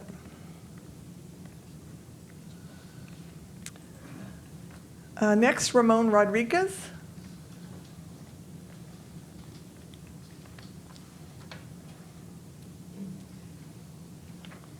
Good evening, everyone. I just want to share my disappointment that the system failed on Trevor Seaver. The system has failed on Alonso Nunes. The system failed on Paul Chavez. And the system failed on Christine Chavez. And also, this is really disgusting that Joseph Lamatia, the officer, the disgraced officer who's always does felony activities while he's a cop, he wants to be a police officer again. And this is not right, because that's going to put fear of everyone here in Modesto. And also the same thing with me. What if Joseph Lamatia pulls me over for a traffic stop? He's going to do the same thing. He's going to act like Derek Chauvin or those cops, the Memphis cops in the Scorpion unit we did against Tyre Nichols. Also, you have to realize that if he comes back, he's going to influence rookie cops and current cops to do his style of policing using violence, gladiator-style violence, and toxic masculinity, because he's just a rational man who thinks that instead of showing compassion to the community, he thinks that he's tough enough to go out and shoot people. That's not okay. And if he doesn't get a job back in Modesto Police Department and he decides to apply in the Turlock Police Department, I live in Turlock. I do not want him to be a police officer at Turlock or any law enforcement agency, because he's never learned his lesson. He's going to keep doing this over and over again. And that's going to cost money. And if he gets caught again, we all know the system works in favor of him. So he'll allow to commit felonies without being held accountable. And also going back again, Dustin Espinosa, this is not his first time beating up Alonso Nunes. He also beat up another guy. And this is not really good for a police department to have officers going out and beat people up. And Sam Muncy, this is not the first time he shot Paul Chavez. He did it 5 years prior. That's not okay. That's not okay at all. And you guys, that you do performative tricks, that's not cool, man. And then we got a homeless issue. Turlock's gonna spend $10 million building homes for the homeless families and veterans, and you guys keep talking and talking about the homeless until the tragedy with Christine Chavez happened, and you guys didn't do nothing. The homeless are dying, and now it's disabled, senior, and those living in poverty. And that's not right. You guys need to step up. You guys need to look at Finland and Houston, Texas, and how they put the homeless in a humane manner, and that's housing and services, and that's what Modesto really needs. And you guys never gonna learn a lesson. You guys never learn nothing from George Floyd. You just keep letting this perpetuation of violence, and it's not cool. Thank you. You're welcome. Next, Samuel White Ephraim.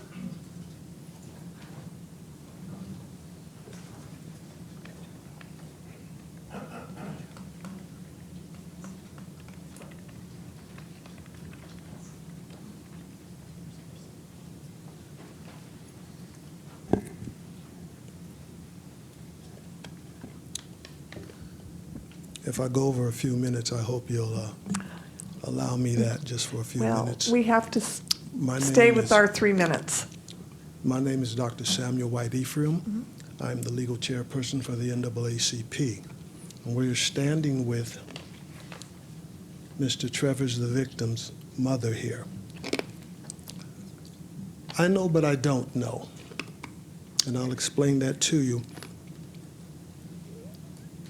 This officer did not follow policy and procedures of his department. I don't know if he has a Harry Callahan moment in his head all the time, as Dirty Harry.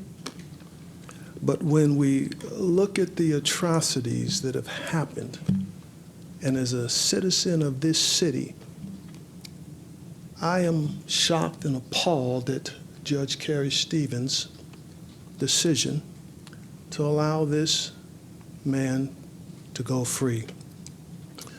I'm also a part of the FBI Civil Engagement Project, and I look at things real close and real hard. I know from everything that has been said here, and it's been very passionate from citizens,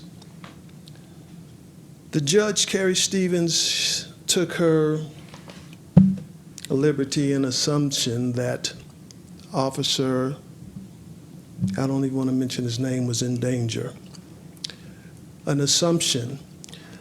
There is data that says that individuals who have a mental crisis are afraid of men in uniforms, and they will turn to flee. I saw the footage, and I'm not here to dance with the devil in the pale moonlight. And just because the circus has left town doesn't mean the monkey's off our back.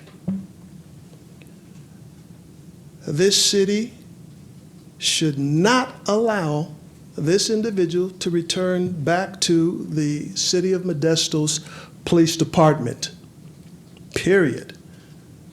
I know, but I don't know. Now, why do I say that? I say that because I know what it's like to drive a black and white. I know what it's like to wear the badge. I know what it's like to serve and to protect. He did none of it. None of it. And so he should not be allowed to return back to this department or any other department. If an officer is involved in domestic violence and he's found guilty of that, he's not allowed to be a peace officer anywhere else. I grew up on 38th Avenue in Chicago, where George Floyd was murdered. I lived in the city where Durante Wright was shot. I lived in the city where Ricky Cobb was just shot also by Highway Patrol. But what I'm saying is this here. Citizens of Modesto, you should be outraged, and you should put in for Judge Carey to be recalled by petitioning the governor of this state. I hold in my hand 2 books, Universal Human Declaration of Rights and the United States Constitution. I've served in our government and the military, and this is what we go by. And this is what we should go by. Thank you very much. You're welcome. Thank you. Next online, Bella. Hello, can you hear me? Yes, we can hear you. Okay, thank you. Thanks for this opportunity to speak. My name is Bella Quinto Collins, and I'm speaking virtually today in support of the family of Trevor Seaver and in support of justice and accountability. I tried my best to come prepared with something concise to say, but really it's difficult when everything just overwhelms you, all of the news and the facts and the circumstances, but I'll just say a couple things that were on my mind.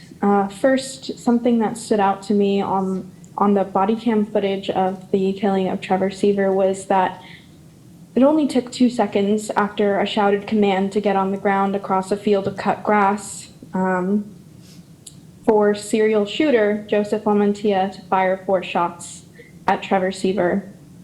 It was 2 seconds that were enough for him to steady himself after running toward him.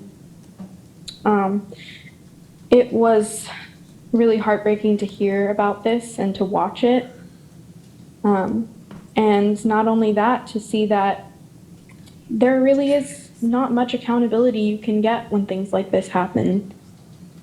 I think the scariest thing about this officer and others like him is not that he is so trigger happy that he defies even the most generous statistics, but rather his apparent impunity within the criminal legal system as well as the culture.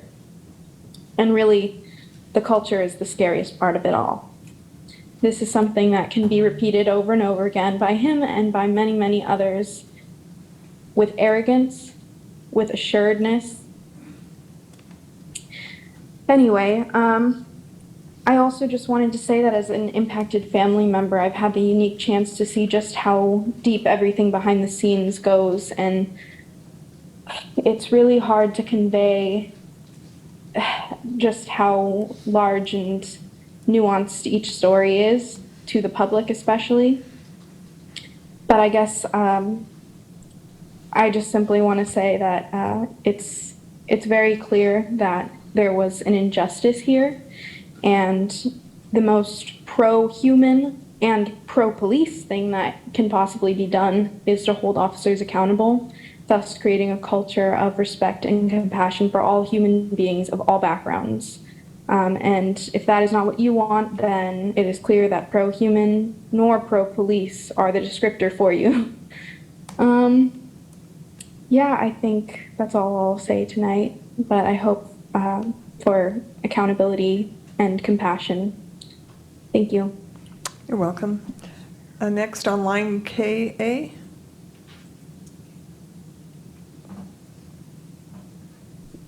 Hello, my name is Kayla. I am Trevor Seaver's cousin. I'm calling because it's really, really sad that this is happening. I'm not really quite sure. The police have procedures and guidelines to follow, which were clearly not followed. If anyone hasn't seen the video, I encourage you to see it, because, you know, we pushed for that, for videos to be on police so that these situations don't happen. But even with the videos, we're still not getting justice. And that really is sad. And it's really discouraging, and it makes you not have a lot of faith in the entire system.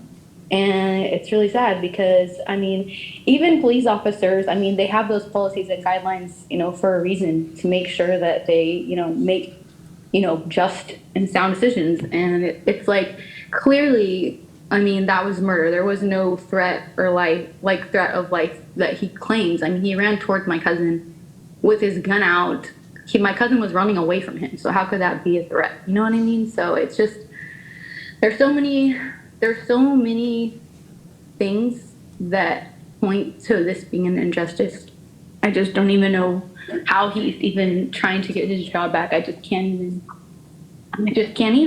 It's just crazy to me.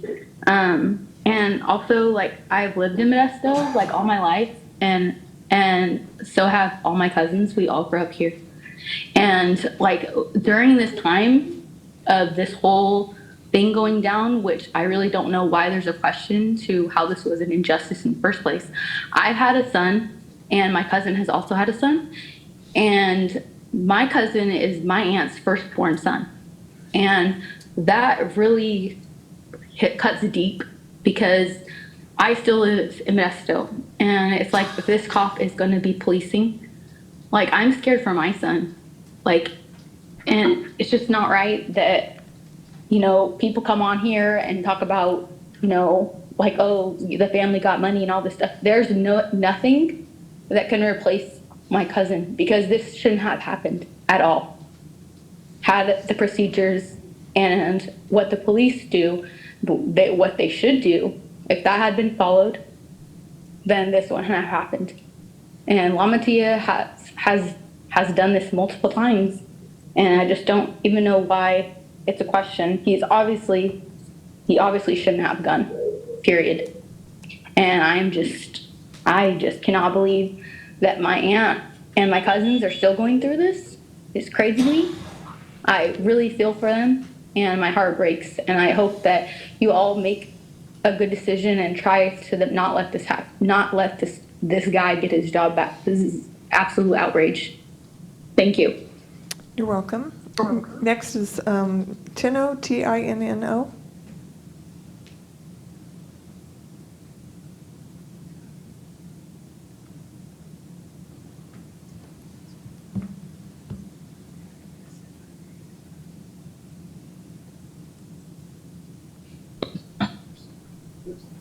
Hello?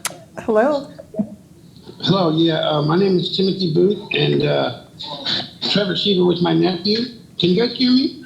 Yes, we can hear you. Okay.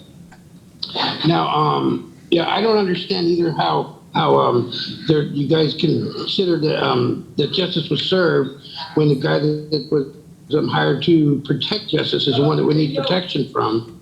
Yeah, you have to use another hand to start counting the people that he's killed, and I never thought of the police department as a department that we needed to fear. I thought they were supposed to protect the peace.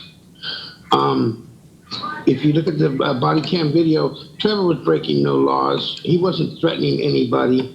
I don't see what Lamantia's defense is, that he was afraid for his life. He definitely snuck up on Trevor and shot him, I think, with purpose. And if it's because of something he put on Instagram, well, that's not fair, and that's not right. This has devastated our whole family, and yeah, there's no amount of money that ever could bring Trevor back. But you guys can hold him responsible for what he's done. He murdered an innocent person, an unarmed person, 5 of them. I don't know how many more it's going to take before you guys can do something about this, but there's no way that you can convince me that that guy deserves to wear a badge and carry a gun in a city he's sworn to protect. He's not protecting anybody. Matter of fact, he's an assassin, and I think he doesn't deserve. Well, it would have been nice if he would have gotten his day in court, because I think all the facts would have come out. The fact is that Trevor, he wasn't a Hell's Angel. He wasn't. He's an angel now, but he wasn't never a Hell's Angel. He was never a violent person. Trevor's always been a gentle person that would never hurt anybody. If you can show me one person that he has hurt then I would be amazed. Because I'm sure he's never hurt anybody in his entire life. I've known Trevor since he was a baby, since he was born. He's never been violent. And he wasn't threatening anybody on that day. He wasn't armed that day. Matter of fact, he wouldn't meet the description of clothing that they said he was wearing. Lamantia had a personal grudge against Trevor, and he carried it out. And that is a miscarriage of justice. I think that the whole Modesto Police Department is responsible for it. I hope that you guys can do something about this so that another family doesn't suffer the devastation that we've had. So thank you for letting me speak. I appreciate that. You're welcome. Next, Bianca Lopez.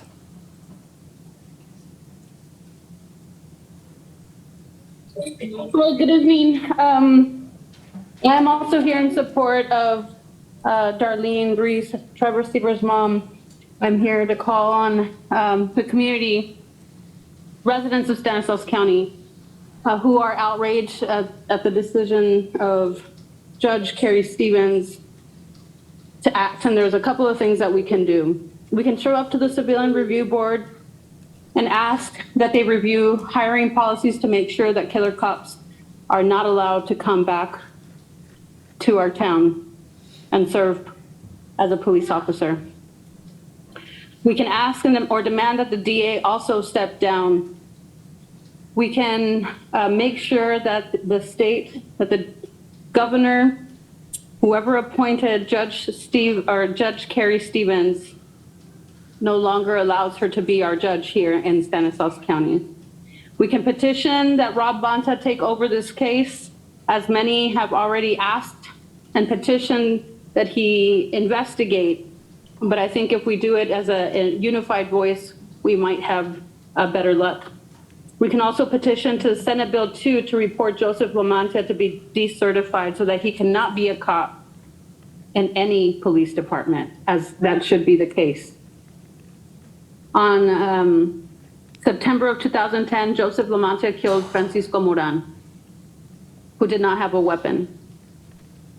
In 2016, Joseph Lamantia killed Kim Jackson. And Alex Bettis, I think, was also one of the officers that shot Kim and is now working for the DA. In 2016, Omar Villagomez was also killed by Joseph Lamantia. In 2016, again, Joseph Lamantia kills Garrett Schmidt. And other people have been brutalized by Joseph Lamantia. Joseph must not be allowed to come back to Modesto Police Department or any other police department. The judge must be held accountable for her decisions, and the city of Modesto must do everything in its power to make sure that Joseph Lamantia does not come back. No justice, no peace. No killer police. No justice, no peace. No killer police. No justice, no peace. No killer police. No justice, no peace. No killer police. No justice, no peace. No killer police. No justice, no peace. Justice for Joseph Lamantia. Justice for Kim Jackson. Justice for Omar Villagomez. Justice for Garrett Schmidt. Justice for Trevor Seaver. No justice, no peace. All right, next is Ronaldo.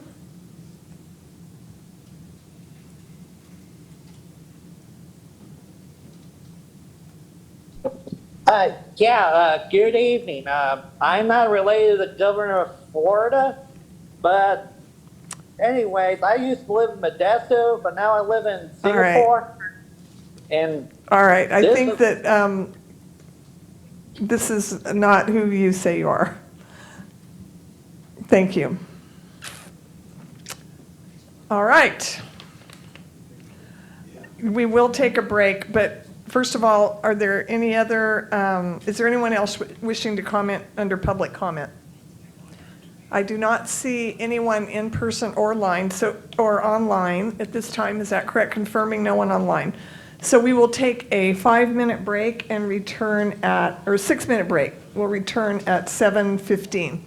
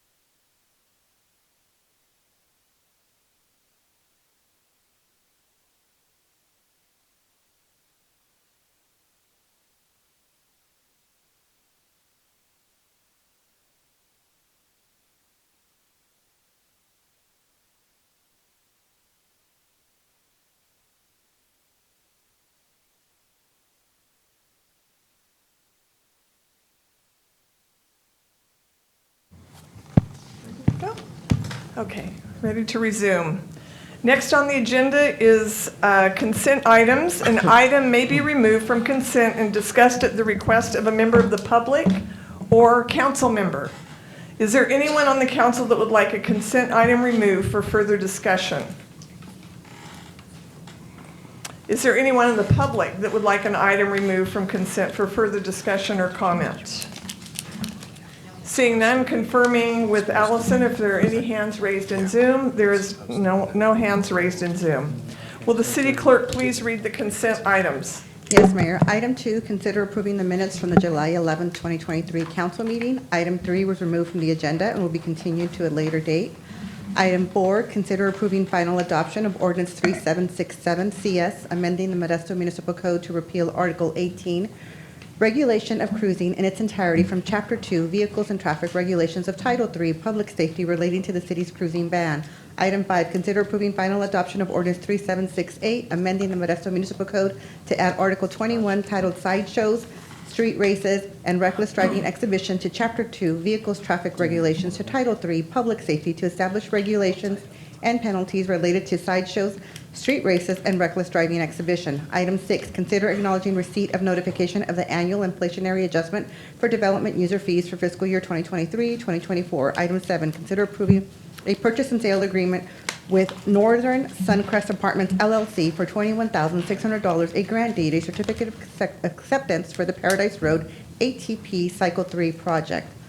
Item 8, consider accepting the automatic transfer switch replacement at Sutter Wastewater Treatment Plant project as complete, releasing securities and releasing payments totaling $677,224 to Clyde G. Stegall, Inc. of Loomis, California, and authorizing the city clerk to file a notice of completion. Item 9, consider accepting the high voltage improvements at Sutter Wastewater Treatment Plant project as complete, releasing securities and releasing payments totaling $313,873 to Clyde G. Stegall, Inc. at Loomis, California, and authorizing the city clerk to file a notice of completion. Item 10, consider accepting an informational report for the June 2023 accounts payable payment register and void report. Item 11, consider accepting an informational report on the March and April 2023 grant applications and awards. Item 12, consider accepting the monthly investment report for May 2023. Item 13, consider approving task order number 1 for the master agreement for consulting services to VFA Inc., an affiliate of the Gordian Group Inc. at Greenville, South Carolina, for the City of Modesto facility condition assessment in an amount not to exceed $358,037 over a 5-year period.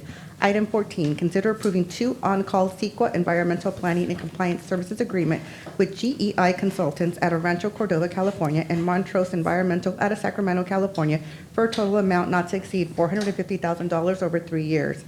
Item 15, consider approving 2 on-call agreements for environmental site assessment services with Atlas Consulting Group out of Modesto and Tetra Tech out of Rancho Cordova, California, for a total amount not to exceed $300,000 over 3 years. Item 16, consider approving a purchase agreement with Univar Solutions USA, Inc. out of Kent, Washington, and HASA, Inc. out of Saugus, California, for the purchase and delivery of wastewater treatment chemicals for a total amount not to exceed $199,242 over 1 year. All right, may I have a motion to approve the consent calendar? Motion to approve. Motion by Councilmember Wright, seconded by Councilmember Scudia Brayton. Will the clerk please call the roll? Councilmember Bavaro. Aye. Councilmember Williams. Aye. Councilmember Wright. Aye. Councilmember Scudia Brayton. Aye. Councilmember Alvarez. Aye. Vice Mayor Ricky. Aye. And Mayor Zwollen. Aye. The motion carries. Next on the agenda is council comments and reports. Do any of the council members have any comments and reports? Vice Mayor Ricky. Thanks, Mayor. Well, we had a lot of comments tonight. Pretty intense night, really. But in terms of the decision made by the judge, I just wanted to say, although the city doesn't have any jurisdiction over the courts, you as a voter do have a voice. And the judge and everyone on this dais will face the voters. So whatever you believe, you should vote that way, and that makes a difference in the direction of your community. So if you want change, that's how you get it. We also heard tonight about homelessness. Modesto is facing a massive homeless crisis, and we're failing to effectively address it. I believe that we need a explicit homeless strategy. What is the city and the government's responsibility? Right now, government houses about 30% of our homeless every night. And the rest apparently are the responsibility of our neighbors, business owners, the police department, the fire department, and our local hospitals. We've been in this crisis for a long time, and it's time for decisive action. In the immediate term, we need action. We need triage. Jail isn't a solution. It's $100K a year for the state to put someone in jail. Our society pays what, $12,000 a year to educate my kindergartner? But we want to pay $100,000 a year for each homeless person to criminalize poverty, addiction, and mental illness. We're in a crisis. We're in a state of emergency on this. We need to make safe spaces. We need to make safe camping happen immediately. I'm tired of hearing about why we can't help, because we absolutely can. We need this government to take ownership and responsibility for this problem now.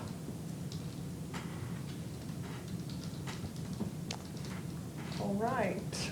Are there any other council members that would like to make comments?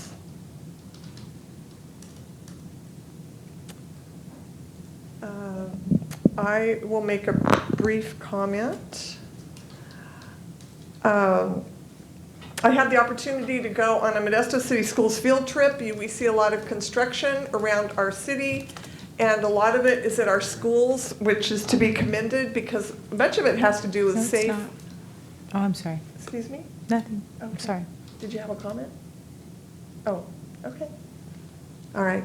With safety of our students getting to school and home from school and to be dropped off and picked up in safe manners. I know that we have a lot of construction on our roads, and I read some of the comments on Facebook about that construction, and it can be frustrating for people to get around town. But as Councilmember Wright and I discussed one day, that's what everyone wanted, and that's what we're getting, and it's also making our city better and improving our city. A National Night Out was so fun with our Modesto Police Department, spearheading that, directing all of us to the many homes and neighborhoods and places in our community that welcomed us. And we really had an enjoyable evening out that was relatively cool and a great evening all around. I attended a City Ministry Network recently, and the highlight was the mental health needs of our youth. They are great. We know that many of them are suffering, and it's good to be aware of our youth. And it was highlighted how if each one of us would just make sure that we smile at a young person and give them a word of encouragement, it makes a huge impression. Next, we will hear from Councilmember Escudia Brayton. Thank you, Mayor. Your words triggered some thoughts for me, and I also do want to acknowledge the efforts made in, once again, coordinating an exceptional National Night Out. As you indicated, I was one of many council members that participated, and once again, I enjoyed immensely the engagement with law enforcement and our community members. Spoke to several dozen of our community members, family alike. They all came out just to have a one-on-one conversation with electeds, executive staff, city, law enforcement, and so forth. Got to speak to a lot with neighborhood watch coordinators.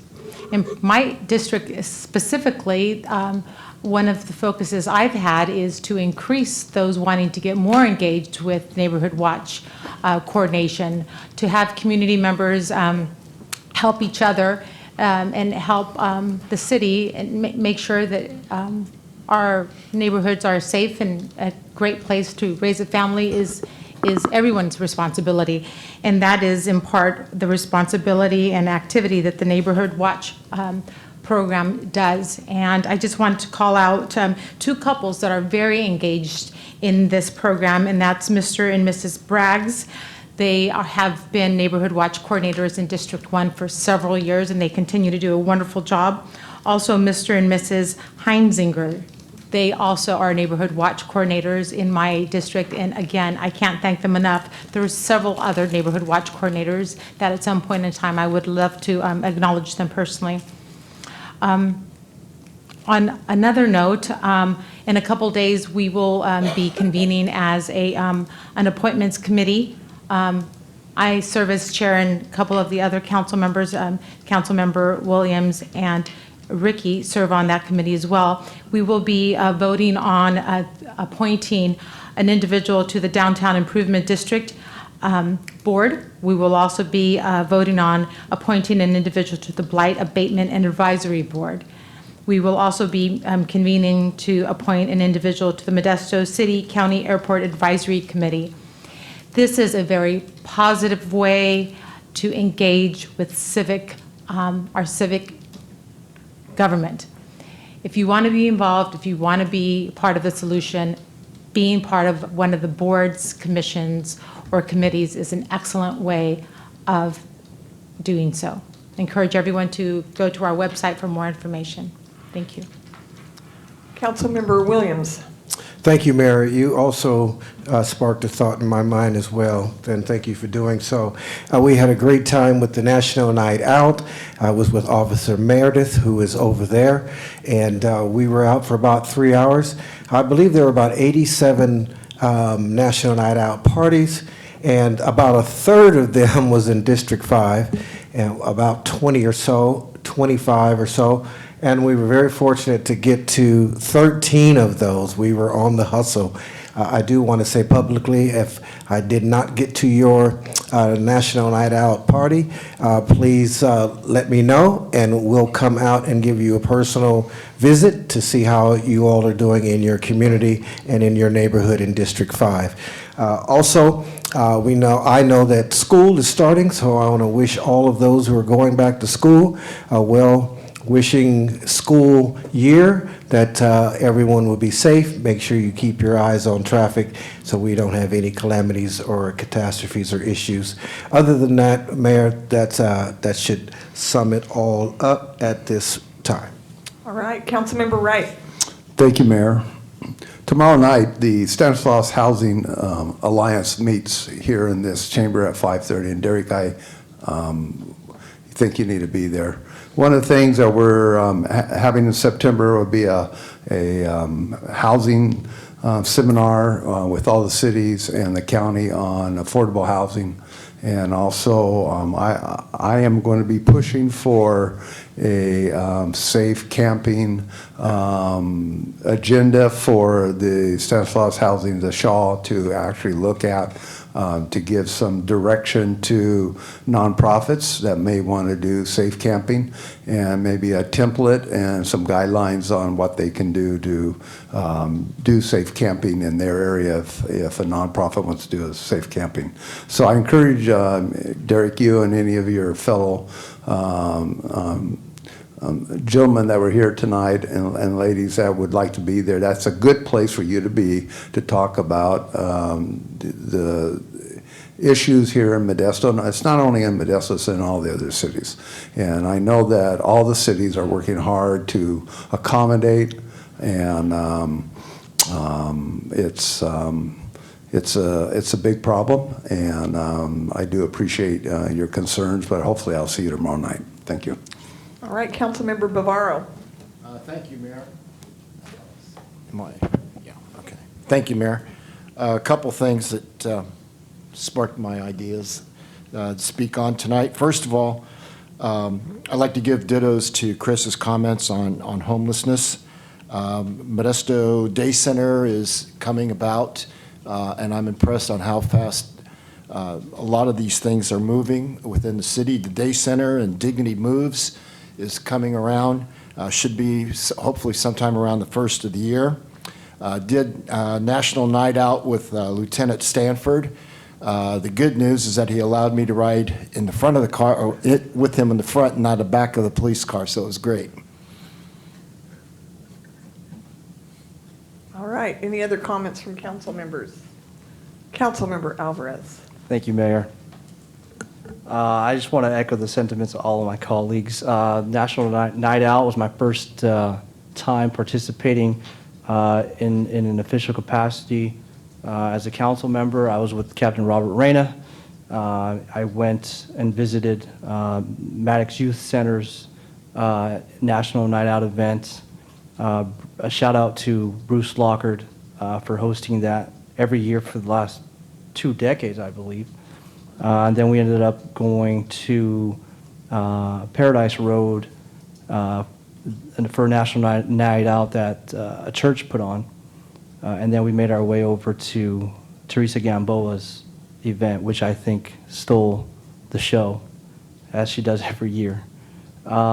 Secondly, for homelessness, it's one of the issues that is, I think, one of the most prevalent issues in District 2.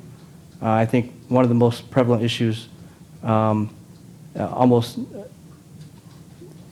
just disproportionately affects District 2. And I hear often that the safe camping locations should be put on 10th Street, should be put downtown. I agree that with my colleagues that are in support of that, Bavaro and Ricky, that we should do something about this crisis. However, I think that when we do identify locations to set up these safe camping locations, if we do in fact move in that direction ever, that I think that the distribution of homeless should be distributed across the city equitably and not just in District 2 as historically has been the case. And I think it's important to comment, oftentimes we don't, from folks who make public comment and speak passionately about these issues. But homelessness is something that really hits close to home for me. It's on my campaign page. Oftentimes people sit up here and they look at us as talking heads. I think it's important to share some personal insight, personal stories to make our work human. My biological mother, again, it's on my campaign page. You could go visit it. It's been there from the start of my political career. I'm not ashamed, I'm not embarrassed to say this. My biological mother was never in my life. She's homeless, she's out there. So all this talk about we don't care, it's almost, it doesn't make any sense to me. We're up here because we care. We're up here, quite frankly, because we're probably some of the most caring folks, and we decided to do something about our community's problems. That's why we ran our campaigns. So I hope to have more dialogue with my colleagues about safe camping. I hope to have more dialogue with stakeholders in the community about safe camping, because it's real.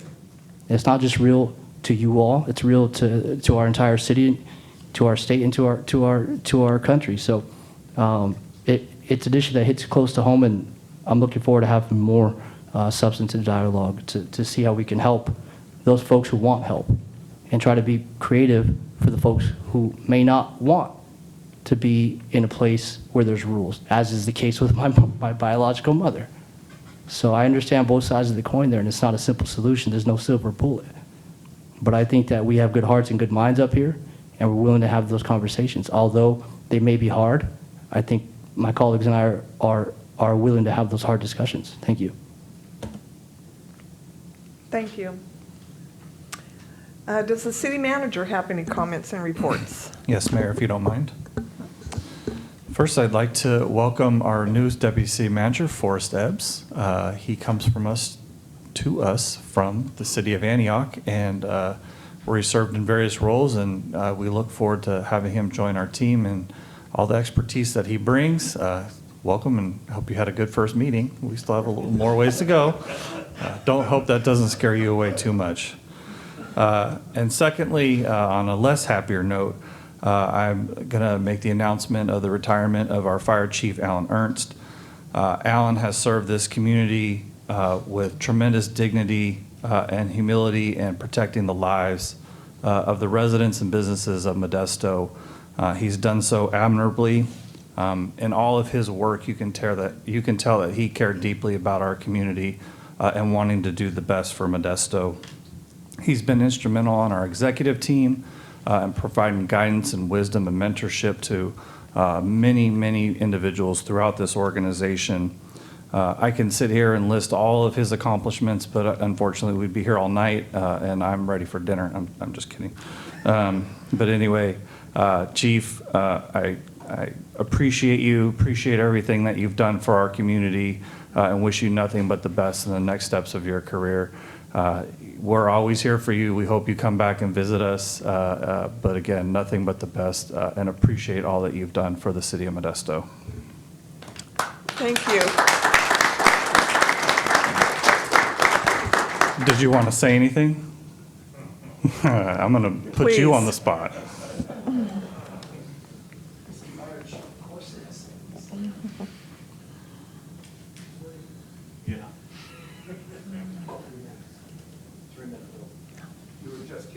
I know, yeah. Well, Mayor, Council, and City Manager, it has truly been an honor of my life to serve this community and as your fire chief. And I am very disappointed this will be my last City Council meeting. But I have truly enjoyed every moment of my career for 27 years. And as with most careers, the best part of it's been the people that we surround ourselves with and work with. And you are in very good hands going forward. And I will always be a resource for this city and community. So thank you. Thank you for your comments and your service. Appreciate you.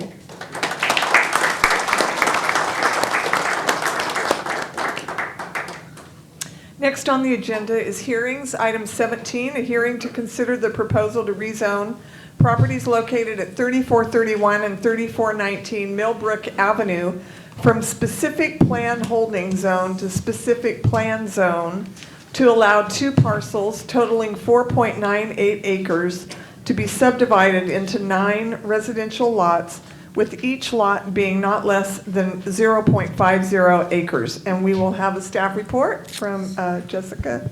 Thank you, Mayor, City Council. Jessica Hill, Interim Director of Community and Economic Development. So a little bit of background, the owners of the parcels at 3431 and 3419 Millbrook submitted an application to complete a tentative map and then to rezone their property.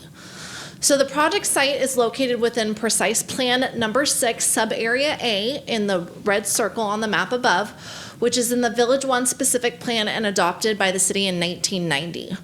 The current area highlighted is zone specific plan holding, which requires lots to be a minimum of 10 acres. So in order to accommodate the request, a rezone from specific plan holding to specific plan to allow for half-acre lots is required. The rezone would allow the owner to subdivide the project site and allow for 9 half-acre parcels. And then the balance of the precise plan area, which is in the map above outlined in blue, will remain zoned specific plan holding. So the project site's currently developed with 2 single-family residences and related structures. So the action would create 7 additional parcels to be developed in the future. And then the surrounding properties are either undeveloped or improved with ranchettes. So a community meeting was held and notices were sent to the parcels within a 300-foot radius, and there were no outstanding concerns. And staff determined that the requested change from specific plan holding to specific plan would not be detrimental to the public health, safety, or welfare, and will result in an orderly planned use of land, and is in accordance with our general plan and specific plan. And once the rezone becomes effective, the applicant will be able to proceed with a final map and then subsequently development. And with that, I'm happy to answer any questions. All right, does council have any questions of staff? Seeing none, I will now open the public hearing. Are there any members of the public that wish to come forward regarding item 17? Welcome. Good evening, Mayor, members of the City Council. I'm Joshua Mann with Mid-Valley Engineering. I'm helping Mr. Miller and Mr. Adderholt throughout this application process. Mr. Miller's here tonight if you had any questions specific to his property. But generally, we're just doing what the Village 1 specific plan originally intended for this area, which is half-acre lots. We're also doing a private road. So really visually, it won't look much different than the current private road that's out there. Just the additional homes will be the biggest difference. With that, if you have any questions, I'd happy to answer them this time. All right, thank you. All right, Councilmember Wright? Thank you. When you say private home or private road, are you talking about a gated community? Yeah, we have the option. The proposal was an option to do a gated private road or have no gate. Ultimately, it'll be up to Mr. Miller and Mr. Adderholt in terms of the gate. And these will be half-acre lots? Half-acre lots. Thank you. All right, this is public comment time. Are there any other members of the public that would like to address the council? Thank you. You're welcome. Seeing none, I will close public comments. Are there any council members that have further comments? Seeing none, this will be Vice Mayor Ricky? Thanks. I guess the question I have for Jessica is, in this territory, and I don't know much about this particular map, but do we have plans for any multifamily housing in this neighborhood? Also, because, as we've been talking about tonight, one of our biggest problems overall is housing inventory overall. I mean, I know we need half-acre lots too, but we also need other flavors. So I just wanted to see how this relates to that. Yeah, so this overall specific plan area was more of the larger parcels that were developed already as ranchettes. There are some other parcels within this area that are zoned multifamily, which we are discussing with the owners of the properties to hopefully get them developed in the near future as well. Thank you. You're welcome. Any other Councilmember Williams comments? Thank you, Mayor. What is the size of the homes versus the homes that are there now, that are in the surrounding area? Just curious. So the action today is actually changing the size of the lots, not Okay. the homes themselves. And so the size of the parcels out there are around a 5-acre parcel. And so this would be changing the 5 acres to a half-acre parcel lots. Okay. So I don't have information on what the future size of the homes would be. Okay, thank you. All right. This will be 2 separate votes. I have a resolution finding that the rezone of properties located at 3431 and 3419 Millbrook Avenue from specific plan holding zone SP-H to specific plan zone SP is within the scope of the project covered by the Modesto Urban Area General Plan Master Environmental Impact Report. Do I have a motion for that Motion to resolution? approve. Second. Motion by Councilmember Wright, second by Councilmember Williams. Will the clerk please call the roll? Councilmember Bavaro, Aye. Councilmember Williams, Aye. Councilmember Wright, Aye. Councilmember Scutia Brayton, Aye. Councilmember Alvarez. Aye. Vice Mayor Ricky. Aye. And Mayor Zwellen. Aye, carries unanimously. The next, I need a motion introducing and waiving the first reading of an ordinance amending section 12-03-09 of the zoning map of the city of Modesto to rezone properties located at 3431 and 3419 Millbrook Avenue from specific plan holding zone SP-H to specific plan zone SP. Do I have a motion? Motion. Second. Motion by Councilmember Williams, second by Councilmember Wright. Will the clerk please call the roll? Councilmember Bavaro, Aye. Councilmember Williams, Aye. Councilmember Wright, Aye. Councilmember Scutia Brayton, Aye. Councilmember Alvarez. Aye. Vice Mayor Ricky. Aye. And Mayor Zwellen. Aye, carries unanimously, 7-0. Thank you very much. Next, we will go on to item 18, hearing to consider approving the application and issuance of a permit to operate as a non-emergency medical transport company to NorCal Ambulance in the city of Modesto. And we will have a staff report. Welcome. Good evening, Mayor, Council. Just going to brief like this to make sure, yeah. Good evening. I'm here to present on item 18, which is a consideration for a non-emergency transport application for NorCal Ambulance. Just some background on, and we've had a couple of these recently, but just as a reminder, non-emergency medical transport permit processes are governed by Modesto Municipal Code 3-9.01 through 20. It outlines all the requirements for the companies wishing to operate a non-emergency medical transport within the city of Modesto.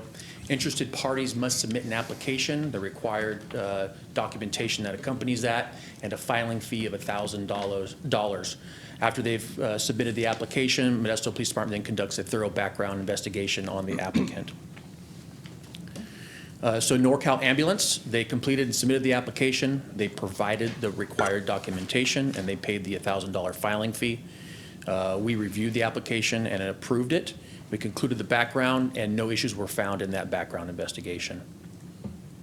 There are currently 10 permitted ambulance companies approved to operate within the city limits. Here's an example of NorCal's provided vehicles that they'll be utilizing to do transports in here. This would be the 11th if so passed. And based off of the background and the review of the permit and application, staff recommends that we approve the application and we issue the non-emergency medical transport permit to NorCal Ambulance. If there are any questions, I can field them now. All right, does council have any questions of staff? Councilmember Bavaro. Thank you, Mayor. The $1,000 fee, does that basically cover the background investigation? Essentially, sir, yes. Okay, thank you. All right, any other questions from council members? Seeing none, I'll now open the public hearing. All right, I'd like to ask members of the public to come forward if they would like to speak regarding item 18. I do not see anyone in person, confirming there's no one online. So I will close public comments. Are there any council members with further comments? All right. Seeing none, I have a resolution approving the application of NorCal Ambulance and authorizing the issuance of a permit to operate as a non-emergency medical transport company in the city of Modesto. Do I have a motion? Motion to approve? Second.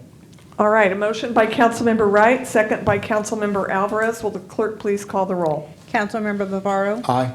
Councilmember Williams. Aye. Councilmember Wright. Aye. Councilmember Gutierrez. Aye. Councilmember Alvarez. Aye. Vice Mayor Ricky. Aye. And Mayor Zwellen. Aye, carries unanimously. Thank you very much. Item 19, a hearing to consider an ordinance amending sections of Article 6, vacant and boarded buildings of Title 9, Building Regulations, Chapter 9, Property Maintenance City Maintenance Code of the Modesto Municipal Code to enhance maintenance and security of vacant buildings and establishing a tiered fee schedule for the registration of vacant commercial buildings. We will have a report. Thank you. All right, good evening, Mayor and members of the council. My name is Chris Evans. I'm a captain with the police department, and here to talk about the vacant property ordinance amendment. And I do want to give credit to CED and Jessica Hill and her staff who started this item several months ago and the research that went into it. And then since Neighborhood Preservation Unit has made its way over to the police department since the beginning of July, then we're taking it over the finish line. So, but credit to her and her staff to make sure this made it to where it's at. So in May of 2009, our city of Modesto adopted this original ordinance that we have that stands today and that we're looking to modify and add some sections to, but initially had to do with vacant buildings and making sure that we promote health and safety and really the aesthetics of what our city looks like and protect against nuisances inside the city. So we're looking to amend that today. This is how the existing ordinance looks as we stand today that talks specifically about both residential and commercial businesses. If they're vacant, they have 60 days to register with the city. But there's also a list of several things that need to happen with these vacant buildings, specifically businesses and residentials. They maintain landscaping, make sure the exterior of the building looks good, making sure you're keeping it in good condition so it's not a blight within the city. What we have found over time why we're here today is giving this ordinance amendment. Several incidents of commercial buildings that are not maintained and not being secured by property owners, oftentimes suffering from tagging, theft, fire damage, fire safety, trespassing, several different instances where there's not really any accountability as to who would be in charge and responsible for this. So what has happened is staff conducted research and looked at several different entities in the area and what they're doing, and to see if we could come up with additional ideas or things we can bring to the city of Modesto. But on top of that, collaborating with business owners, commercial real estate firms, in helping shape the ordinance, it's important to include those people in the conversations up front to make sure we come up with an ordinance and modifications that best fit what Modesto is looking for. As you can see here, some of the other ordinances of surrounding areas and things that they have.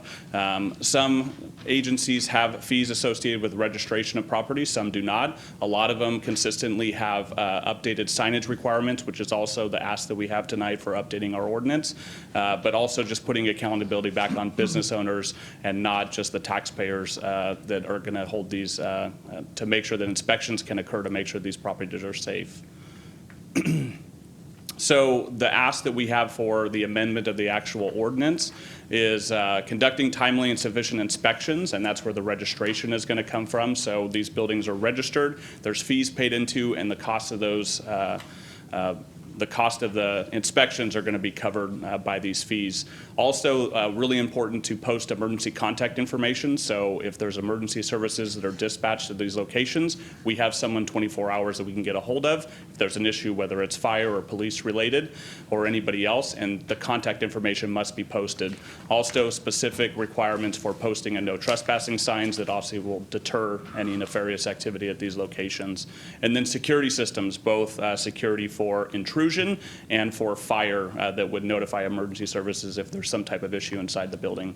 And then lastly is coming up with a tiered fee structure for commercial buildings specific to their location and what type of roadway they're near and what kind of exposure they have to people passing by, and making sure that it is aligned with how often we would be inspecting these locations. If you look at this is the proposed tiered fee structure, and it has specifically to do with the types of roadways and where they would be. You'll see the number of inspections that would be required, and of course a higher level of inspections on places that are high visibility that can bring down the value or the look of our city because they're in such high visibility areas. And the number of inspections reduces as you get down to some of these minor streets, but the fee per inspection is the same, but of course more inspections would be a higher fee that you would register for annually. This is a map of showing the road types to coincide with what we were talking about, specifically with the types of or the fees associated with where the business would be located. So the fiscal impact on the back end of this is also adding an additional member of the Neighborhood Preservation Unit, a code enforcement officer, to make sure that we have the staffing to accomplish what we're asking to do. The first piece of that is going to be coming from Measure H funding and modifying that piece of the budget so we can add this additional code enforcement officer allocation. But we also anticipate over $16,000 annually in revenue from this registration program to help supplement that position long term. So at this point, I would be happy to take any questions about the amendment or the addition of the position. All right, thank you for your report. Does council have any questions of staff? Councilmember Escutia-Brayton. Thank you, Mayor. Captain, that was an excellent report. You covered a lot. Just have a couple questions.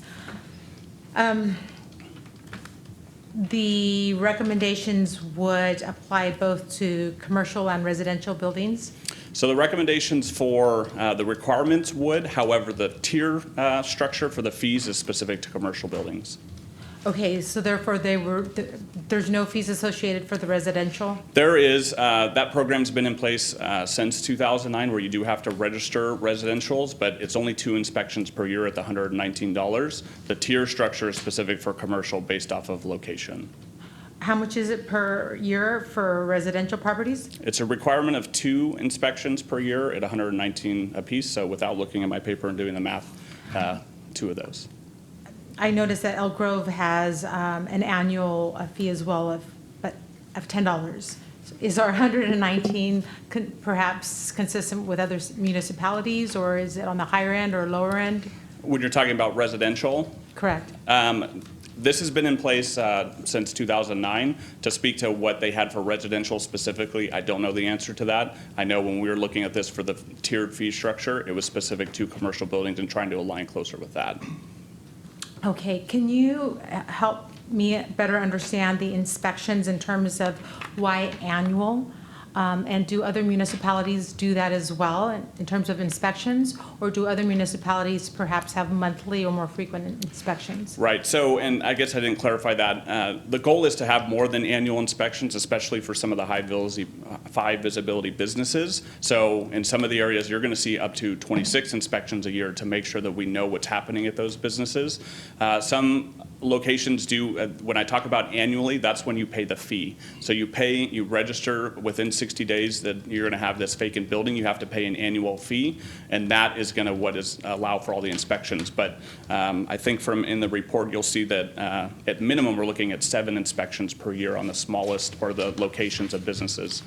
2 for residential, but 7 at the smallest businesses based off of their location. So there's more than just one annual inspection. The fee is just accrued annually, unless they sell the business or someone takes over to where they're going to move into that business, and then we would prorate that quarterly to give that money back.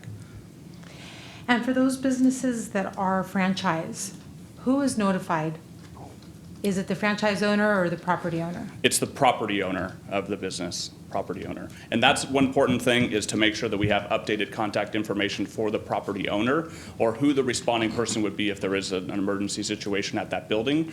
But it's the property owner that needs to be accountable for the registration and fees associated with the business. I see. Thank you very much. You're welcome. All right, any council member Wright? Thank you, Mayor. Yep. Officer, I have a couple questions.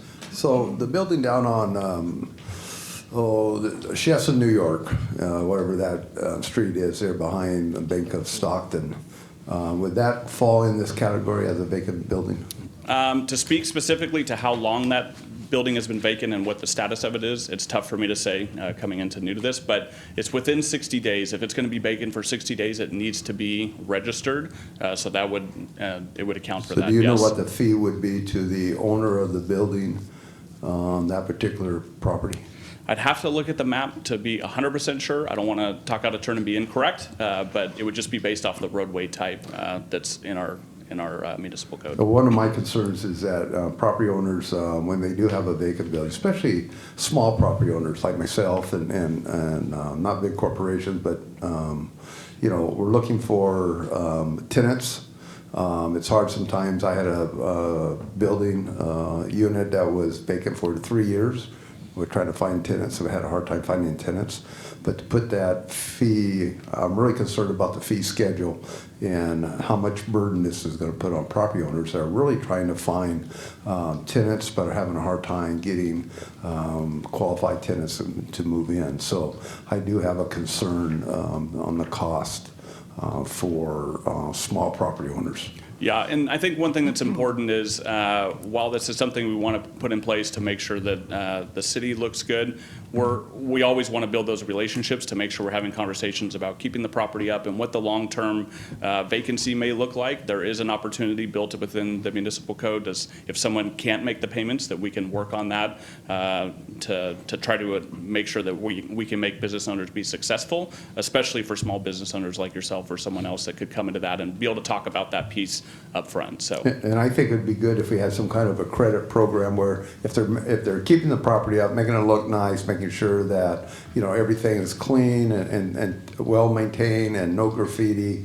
that maybe there's some kind of a discount program that we could give them off their fees, because they are, you know, stepping up to the plate and doing the best they can, and in order to keep the property looking nice and also trying to find a tenant. So that would be something I would be really interested in seeing, because sometimes on small property owners it is a hardship when you know, you have a mortgage to pay, you're vacant, you're trying to find a new tenant, and right now the way businesses are, it's hard to find a tenant. A lot of businesses are being ran from home now. A lot of businesses are going out of business because of Amazon and some of the big corporations that have really put a dent in the small mom and pop type of businesses. So that's really one of my concerns. Thank you. All right, Councilmember Williams. Yes, Captain Adams, have you put this or brought this presentation to the Chamber of Commerce so that they would actually know about this as well, so they can reach out to the businesses and the business owners and whatnot, so they can be aware of this? So me personally, I haven't, and I'll look over to Jessica to know if that's ever been something that's come up to the Chamber of Commerce. However, if it's something that we want to do some education up front once, if this ordinance does pass or is modified, to make sure they can let business owners know and what the future looks like, we'd be more than happy to do that. But I will reiterate, we did hold meetings with several property owners around town to discuss this program and did receive their buy-in to the proposal that you're seeing today. So it has been vetted out in the community and with business owners. So that means you will talk to the Chamber of Commerce. Thank you. All right, Councilmember Bavaro. Thank you, Mayor. With regards to Councilman Wright's comments on the credit, I totally agree 100%. Is that something that you would amend on the credit and bring back to the council, or is this something that we need to maybe wait on to have that change language? So to talk about a credit, what the language specifically in the ordinance is that would change, it allows property owners to apply for a waiver if it imposes an economic hardship. So that's built in there to be able to be evaluated. If there is an economic hardship, then we can do a waiver of the fees. So it's already included? At least if you want to apply for economic hardship, yes, you can. Yes. Are you happy with that? Okay. All right, any further questions from council members regarding item 19? All right, I'll now open the public hearing. Are there any members of the public that would like to come forward regarding item 19? I do not see anyone in person. Confirming with Allison, there is no one online, so I will close public comments. Are there any council member comments? Seeing none, this will be two separate votes. So the first is a motion introducing and waiving the first reading of an ordinance amending sections of Article 6, vacant boarded buildings of Title IX, Building Regulations, Chapter 9, Property Maintenance Code of the Modesto Municipal Code to enhance maintenance and security of vacant buildings. Move to approve. I have a motion by Vice Mayor Ricky and a second by Councilmember Escutia Brayton. Is that correct? You'll take the second? Sure, thank you. All right. Will the clerk please call the roll? Councilmember Bavaro. Aye. Councilmember Williams. Aye. Councilmember Wright. Aye. Councilmember Escutia Brayton. Aye. Councilmember Alvarez. Aye. Vice Mayor Ricky. Aye. And Mayor Zwollen. Aye, carries unanimously, 7-0. The next vote is 3 resolutions. A resolution establishing a tiered fee schedule for the registration of vacant commercial buildings. A resolution amending the position allocation for fiscal year 2023-24 is adopted in the operating budget to add 1 Code Enforcement Officer 2 to the Neighborhood Preservation Unit Division of the Modesto Police Department. And a resolution amending the fiscal year 2023-24 annual operating budget to increase Measure H funding for the additional code enforcement officer being added to the Measure H Neighborhood Preservation Unit Cost Center to the Measure H fund in the amount of $93,708 and authorizing the city manager to take the necessary steps to implement the required budget adjustment. Do I have a motion? Motion to approve? Second. I have a motion by Councilmember Wright, second by Councilmember Alvarez. Will the clerk please call the roll? Councilmember Bavaro. Aye. Councilmember Williams. Aye. Councilmember Wright. Aye. Councilmember Escutia Brayton. Aye. Councilmember Alvarez. Aye. Vice Mayor Ricky. Aye. And Mayor Zwollen. Aye, carries unanimously. Are there any matters too late for the agenda?